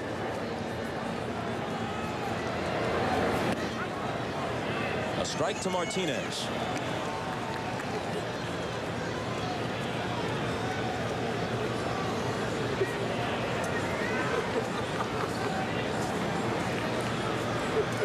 The Yankees have 13 hits to Atlanta's 1. 1-1. Kevin McGlinchey on the mound finds himself in the World Series in his rookie year in the majors. He went 7-3 this season, and his ERA was under 3. He's 22 years old, 6'5" and 220. And he's ahead of Martinez, a ball and 2 strikes. Baseball is a funny game, Bob. You're talking about him being in, as a rookie, being in the World Series his first year in the major leagues. Ernie Banks, one of the all-century players, played his entire career with the Cubs and never reached the World Series. And the great Ted Williams only played in 1. So you're pretty lucky if you get a chance to play in several World Series during your career. And he fans Martinez, who tipped it back into Meyer's glove. To the bottom of the 8th. It's all New York tonight.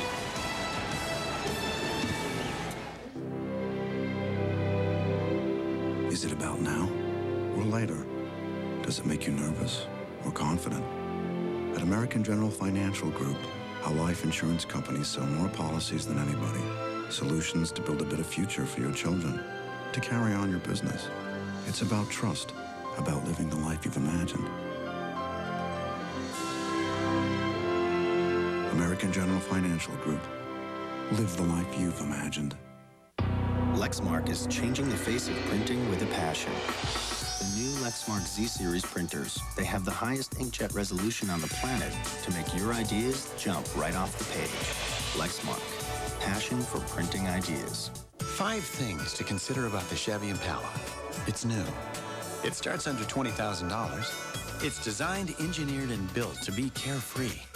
It's at your Chevy dealer now. It's received the highest frontal crash rating possible. 5 stars from the federal government. The new Chevy Impala. As USA Today put it, it's a lot more car than you imagine, at a lower price than you expect. The new Chevy Impala. Let's go for a drive.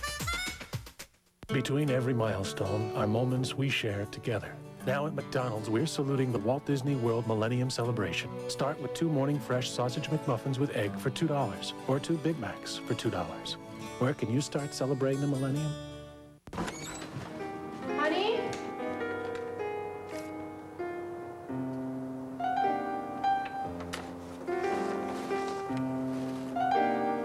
Michelob Light has a smooth, satisfying taste you won't find in an ordinary light beer. Hi, baby. Oh, hi, Daddy.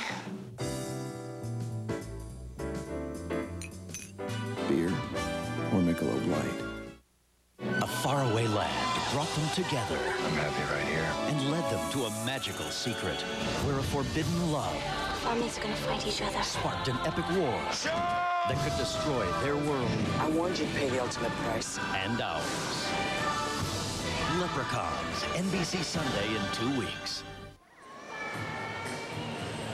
While we were away, Mel Stottlemyre, after conferring with David Cohn, you see him make that signal to Joe Torre, indicating that Cohn is done.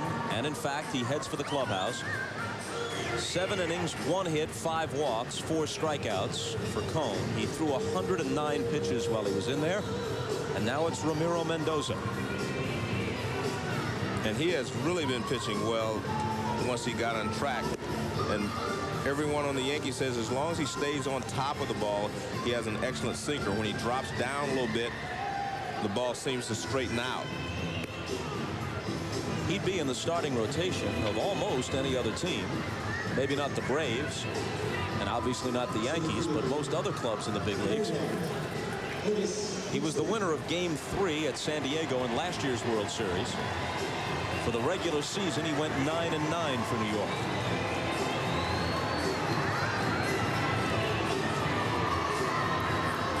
The first man he faces is 40-year-old Otis Nixon, who had only 151 plate appearances this year and batted .205. He chops it over the mound. Knobloch whirls, throws, bounces it, and Nixon beats it out.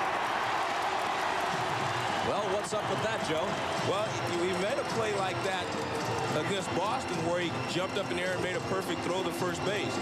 But this one he throws into the ground and it just doesn't work. It's a tough play because Otis Nixon's very fast down the line. Now watch, he makes the catch. He wants to get rid of it quickly. He jumps in the air and his throw lands about halfway, but it doesn't get to first base in time. As you can see, Nixon beats it out. And it scored an infield single.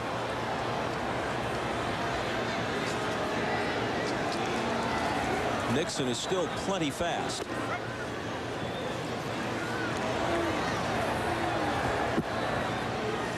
Watch, Knobloch wants to jump up in there and throw the ball as he did in the Boston series and get the run at first. He actually makes a one-hop throw right on target. But he was actually running away from first base, so he didn't get as much on the throw as he wanted. So in one swing, the Braves now have as many hits off Mendoza as they did against Cohn in 7 innings. 1-2 to Gerald Williams.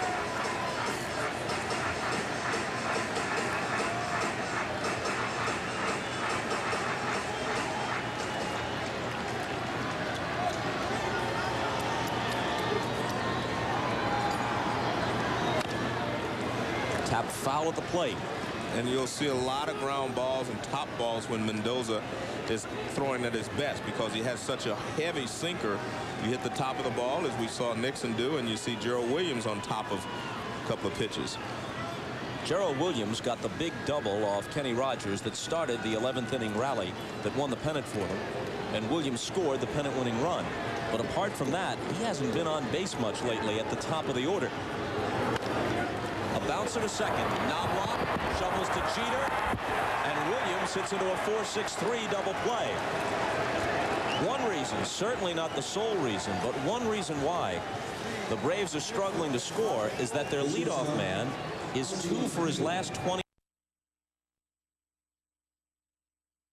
Cross, and that's the way you make a double play. 4 to 6 to 3. Perfect timing there. You can tell they've worked together a lot on that particular play.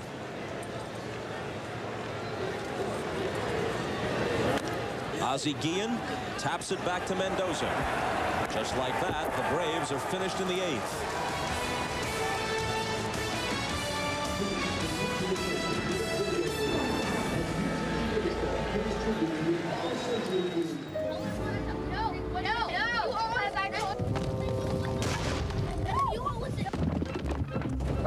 Now there's a Chevy Venture with flip and fold seats and a built-in entertainment system. I knew I should have taken a left turn at Albuquerque. Fun things are bound to happen when Chevy and Warner Brothers get together.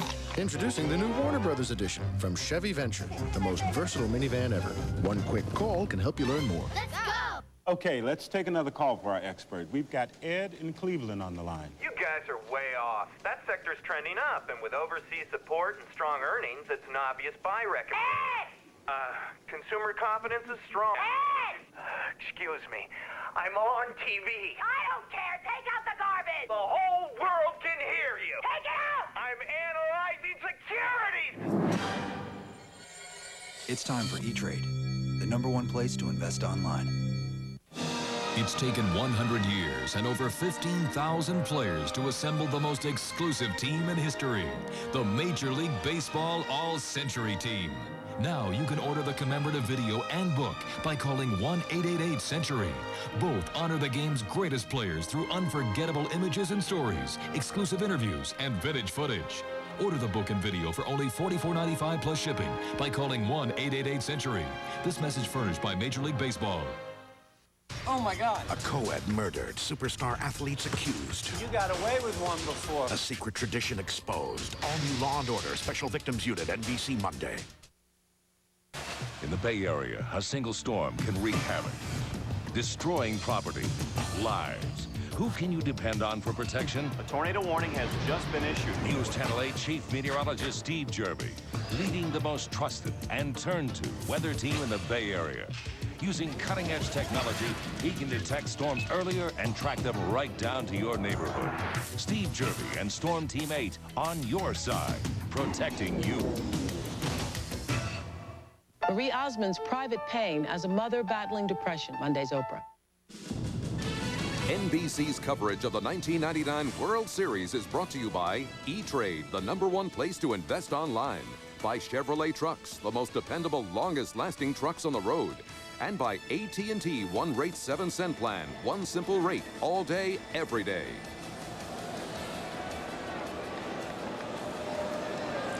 Turner Field has begun to empty out, and as some of these fans leave, no doubt they're wondering whether the tickets for Game 6 will be good. It looks like the Braves will have to win at least 2 of 3 at Yankee Stadium to bring the series back here. Mop-up time as McGlinchey works till a day. 0-2.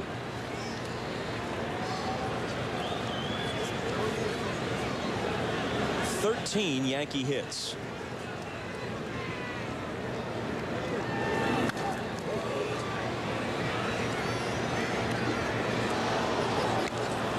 One of the great things about a baseball game is every day is a different day. And it appears that the Yankees are going to go home up 2-0. But I'm telling you that I've seen Tom Glavine pitch, I've seen John Smoltz pitch, and we've seen Greg Maddux. And all three are capable of winning a game on the road. And I think Bobby Cox is aware of that. And I think he's going to keep his team in that vein. But they still have to score some runs. They're going to have to figure a better way to attack these Yankee pitchers. Lockhart can't get it, and it's another hit for Leday. His second of the night.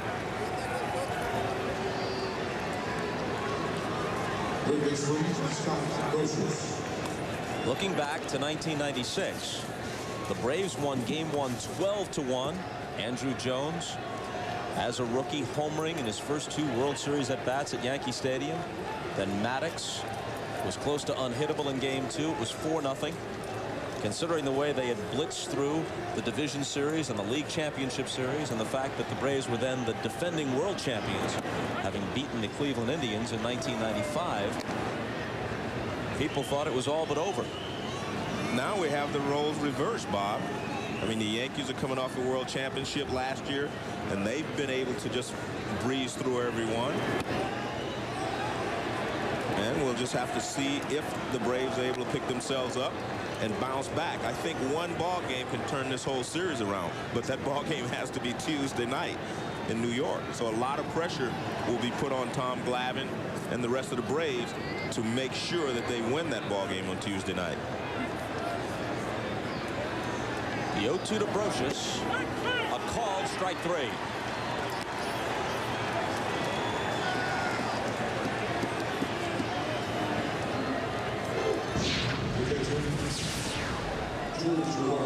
Here's what remains. Games 3, 4, and 5 if necessary at Yankee Stadium.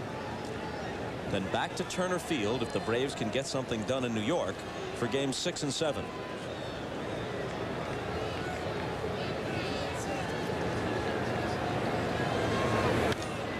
Girardi is the only Yankee non-pitcher without a hit tonight. He's 0 for 3 with a sacrifice.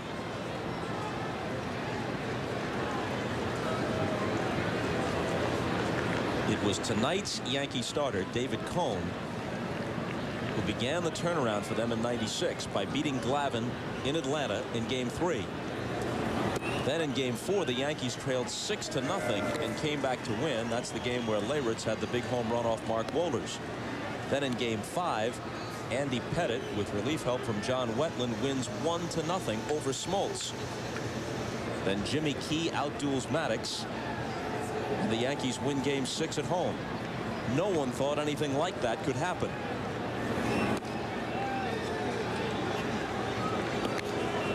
And the 4-0 defeat by Maddox in Game 2 of that series is the last time the Yankees have lost the World Series game. Jimmy Leyritz and the Rocket.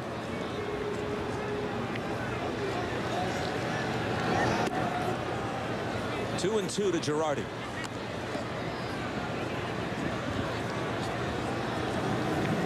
Paul O'Neill, you wonder how much longer he'll be the Yankees right fielder. He has been terrific for them, both in terms of production and his intense presence. Bounce to third, short hop by Chipper Jones. Can he find the handle in time? Yes.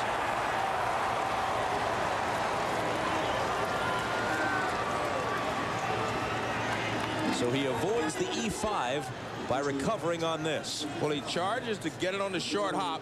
Can't make the short hop, but he stays with it, grabs it, and he fires a strike to first base. That's what you call staying with a ground ball, and you see the throw does beat Girardi to first base.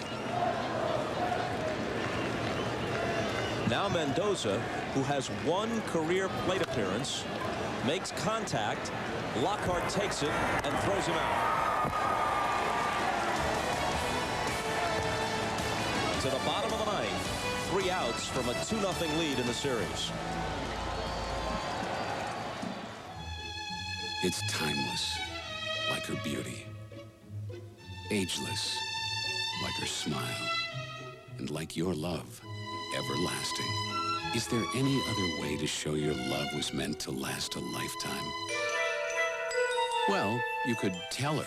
Then with the same 13 grand, she could have over $60,000 for her retirement. We just thought you should know.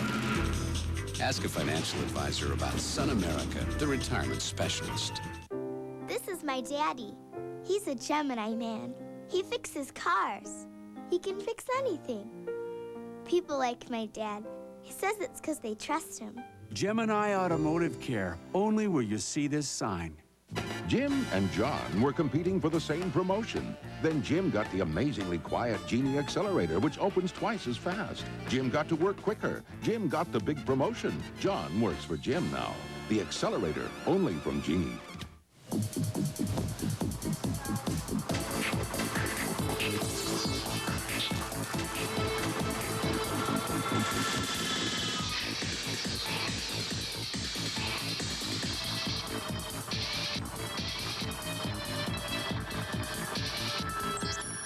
Excuse me, sir. Forgot your receipt. Checkout lines. Who needs them? This is the future of e-business. Have a nice day.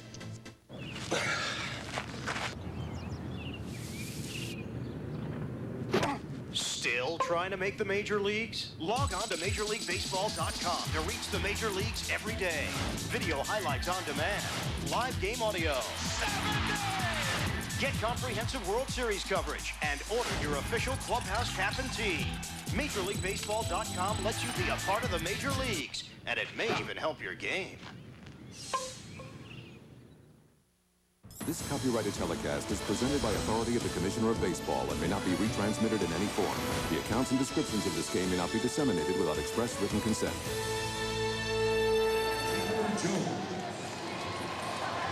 Thanks again to the crew of the Goodyear Blimp Stars and Stripes for the view of tonight's game they've provided from overhead. 51,226 were here at the start. Less than half of that remaining as the Braves come up in the bottom of the ninth, trailing 7-0.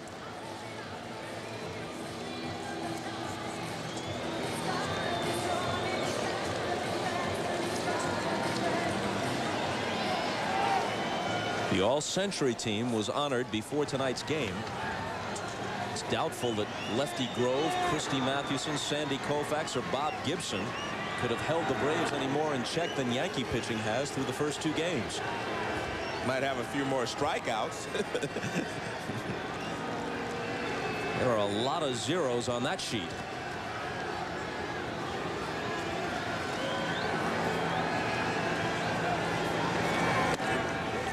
Two hits last night, 2 hits so far tonight.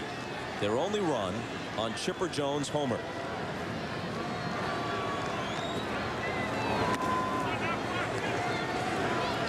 Of the 2 hits tonight, 1 was hit sharply. A line single to center by the catcher Greg Myers. The other was an infield hit by Otis Nixon. And there's their 3rd hit as Chipper Jones takes one through the box.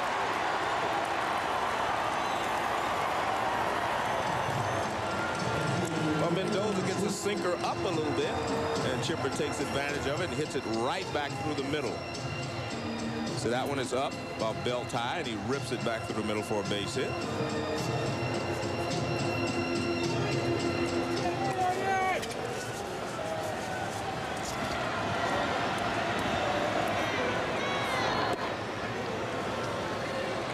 Strike 1 to Jordan. He's flied out twice and walked. So far in this series, first 2 games, Bob, they have pitched Brian Jordan away, and they've had him reaching for pitches. We've seen him hit a couple of balls off the end of the bat and just not be able to have a good swing at a pitch. Sometimes when they're staying away from you, I think you have to force them to do something different. Maybe move up a couple of inches on the plate. See, there it is again, out over the plate, and he doesn't have that same swing that we've talked about with Jordan. See where Girardi's set up? Everything has been out there 90% of the time. Cone made a mistake in his second at bat, but he wasn't able to hit the ball out of the ballpark. Actually, it was his first at bat. There it is again. A little number charged by Brocious. Quick throw. Got him.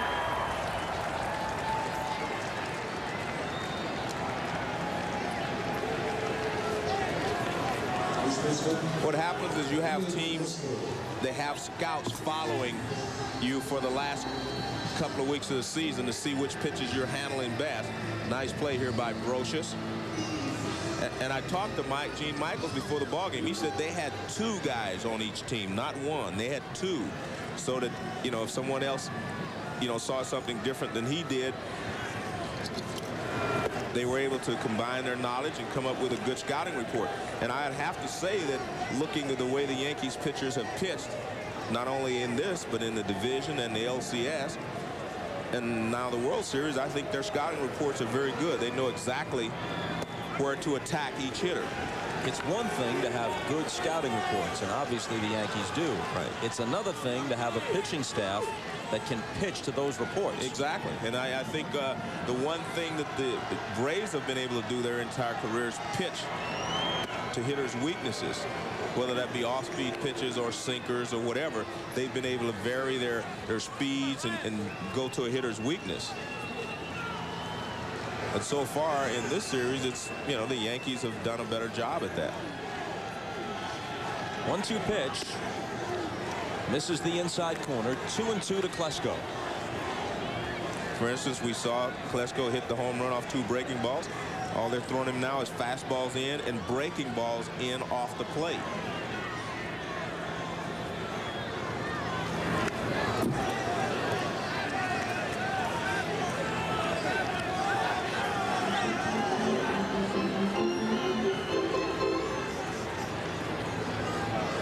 Stanton in the Yankee bullpen, just in case things get completely out of hand here. Klesko hits one in the air to right. O'Neill is there to take it. Fastball in on his fist again. While we have a chance, this play of the game is brought to you by Merrill Lynch. There's a new way to work with Merrill Lynch, and that's any way you want. This is the hit by Paul O'Neill off a 1-2 curveball from Kevin Millwood that produced the game's first run. The first 3 Yankees all singled. That made it 1-0. By the time the top half of the first was over, it was 3-0, and it's only gotten worse for Millwood and the Braves since.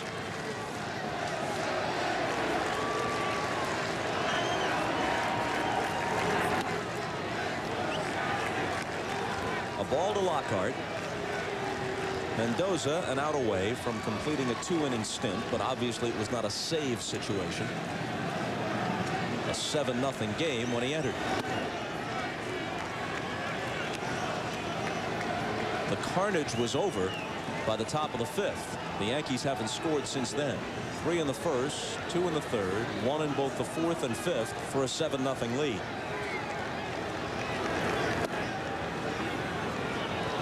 3-0.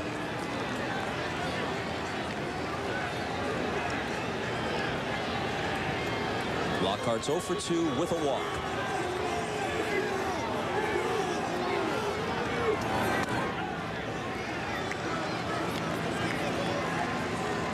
Obviously taking all away and might be taking another one here on 3-1.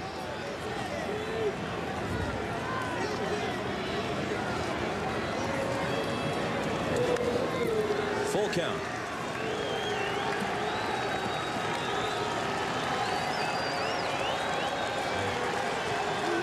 A base hit would allow the Braves to avoid the shutout. I assume those are Yankee fans standing up with 2 strikes.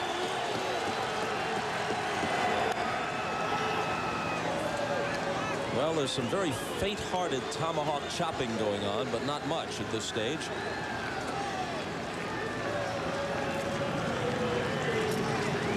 This is too good a team to go this quietly. We'll see what happens when we get to the Bronx. He walks.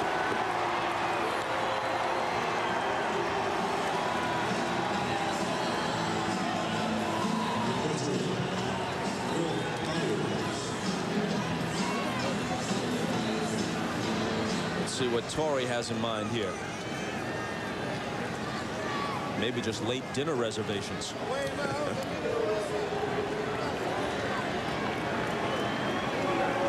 Just checking the lineup card. Here's Greg Myers. He's walked, singled, and fly to center. Cuts and misses.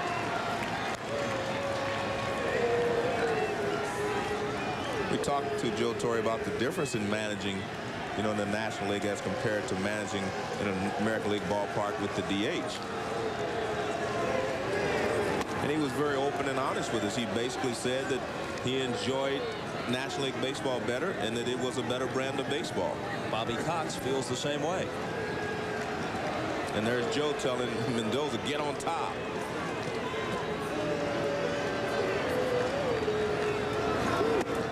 So he's not on top right there, and you see the movement of his ball is a little different. It's kind of flat. It's tailing a little bit, but it's flat. Now watch where he throws this from. See, that's 3/4, not even a good 3/4. And they say he's most effective when he gets on top of his sinker.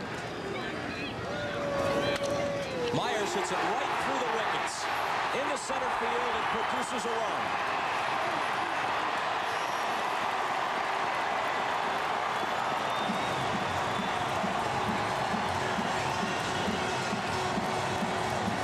Joe is not happy because he's not getting on top. Now watch this pitch. See where he throws it from? He drops down, and that's more 3/4 motion.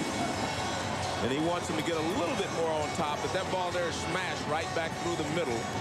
When he first came in, we saw a lot of top ground balls. Now you see them hitting a few hard ground balls. So Joe goes to the bullpen, and we go to commercial.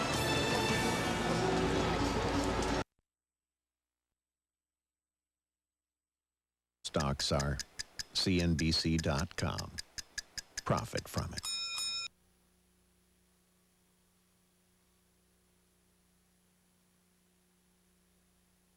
Everything you need to know about the ultimate sub you learn in kindergarten.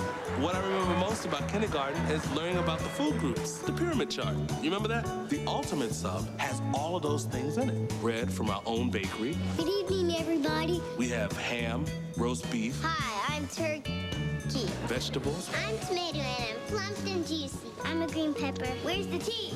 It's not just a sandwich, it's a... Goes to the bullpen. What's his purpose here, Joe? Well, I think the fact that Joe went out to get him tells you something. He made a motion. He wanted him to get on top, and he didn't get on top. We saw the next few pitches were not on top. But what happened was, I think Joe was just unhappy, and he's going to take Mendoza out so that he can save him for later on in the series. But when he's on top, we saw a lot of top ground balls and weak ground balls.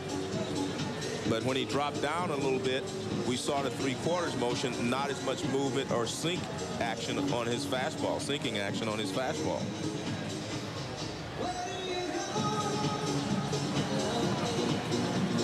Hard to find something to be upset about when you're about to go ahead 2-0 in the series and you lead 7-1 in the ninth, but Torre has found something that's less than perfect. So he brings in Jeff Nelson, who faced a couple of hitters in the 8th inning last night. Nelson wears number 43 because that's the number of his relief pitching idol, Dennis Eckersley, who for a long, long time was the premier reliever in the American League with the Oakland A's.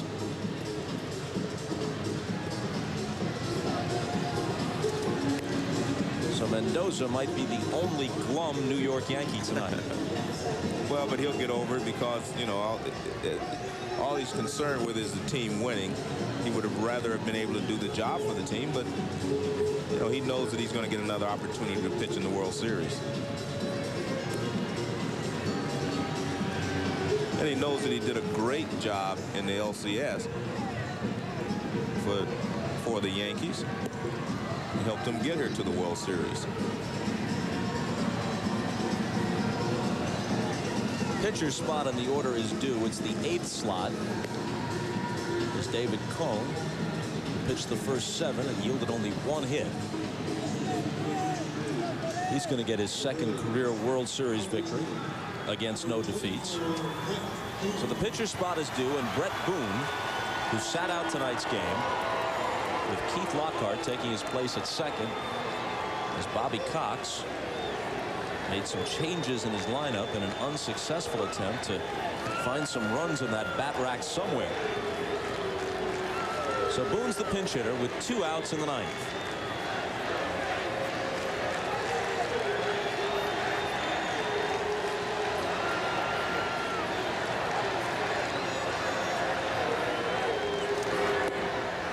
Ball 1 from Nelson. And a lot of people will look at the lineup that Bobby Cox put out there. He made some changes at short, 2nd. I really think that you have a 7-game series. You have time to try something to jumpstart your ball club. I think he'll go back to his normal lineup on Tuesday in New York. But I really feel that what he did today was trying to jumpstart this team because they had not scored a lot of runs even in the New York series. They had not been producing a lot of runs. So he just wanted to try something with some guys that had been swinging the bat pretty well. Guillen had gotten some key hits for him. Lockhart had swung the bat well, both coming off the bench. So he said, well, I'm going to give them a shot at playing in a ball game and give them 4 at-bats. And with the left-hander Andy Pettitte going for New York, you put Boone back in, right-handed bat. Weiss is a switch hitter. They might use their other shortstop, Jose Hernandez, as a right-handed designated hitter in Game 3. That's in there, 2-2. There's Hernandez, not called upon tonight.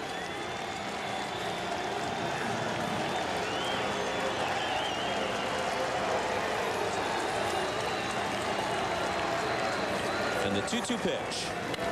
And Boone rips it down the left field line. It's a fair ball. Extra bases in the corner. It's 7-2, and runners are at 2nd and 3rd. The Braves had 2 hits through 8. They have 3 hits in the 9th. Well, it may be too late for this ball game, but at least they're building some confidence to know that they can score some runs. This is a breaking ball that Boone rips down the left field line and goes into the corner.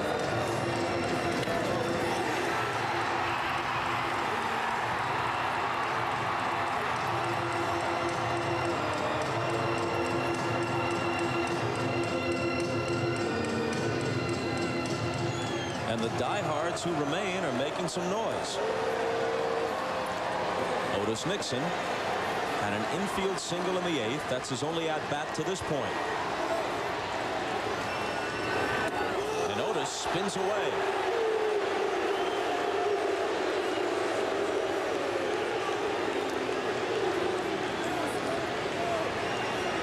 And if you're the Braves, all you want to do is make sure you give the Yankees a good finish here and give them something to think about when you go to New York.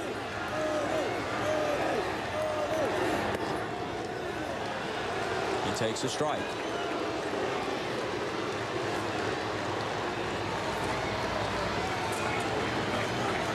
Rivera is just a spectator, hands on hips, and the same could be said of Mike Stanton, the lefty.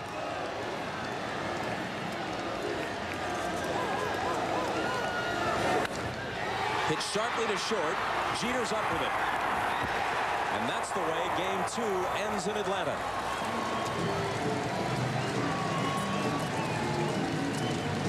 Two runs in the bottom of the 9th for the Braves. Too little, too late. 2-0 New York in the series. Of course, the Yankees are comfortable going back to New York with a 2-0 series lead, but I think the Braves will find out what they're made of. They'll go to New York on Tuesday, and I expect them to come out with a different attitude, a different approach. I think they're going to have to make some adjustments to what they've seen the Yankees pitchers do to them. And tonight's Chevrolet Player of the Game is David Cone. So now the Braves will look to do the very thing the Yankees did to them 3 Octobers ago. And now for some housekeeping. The final score once again, the Yankees 7 and the Braves 2. Tuesday night at 8 Eastern, we're in the Bronx to bring you World Series Game 3 with Andy Pettitte going for New York and Tom Glavine scheduled to pitch for the Braves. A look back here at some of the ceremony before the game honoring the All-Century team. So coming up next on most of these NBC stations, it's your late local news. For those of you who'd like to continue with our World Series coverage, tune to CNBC right now for the post-game report. For Joe Morgan, Jim Gray, and Craig Sager, I'm Bob Costas. This is NBC, home of the 1999 World Series. And from Atlanta, Georgia, good night, everybody.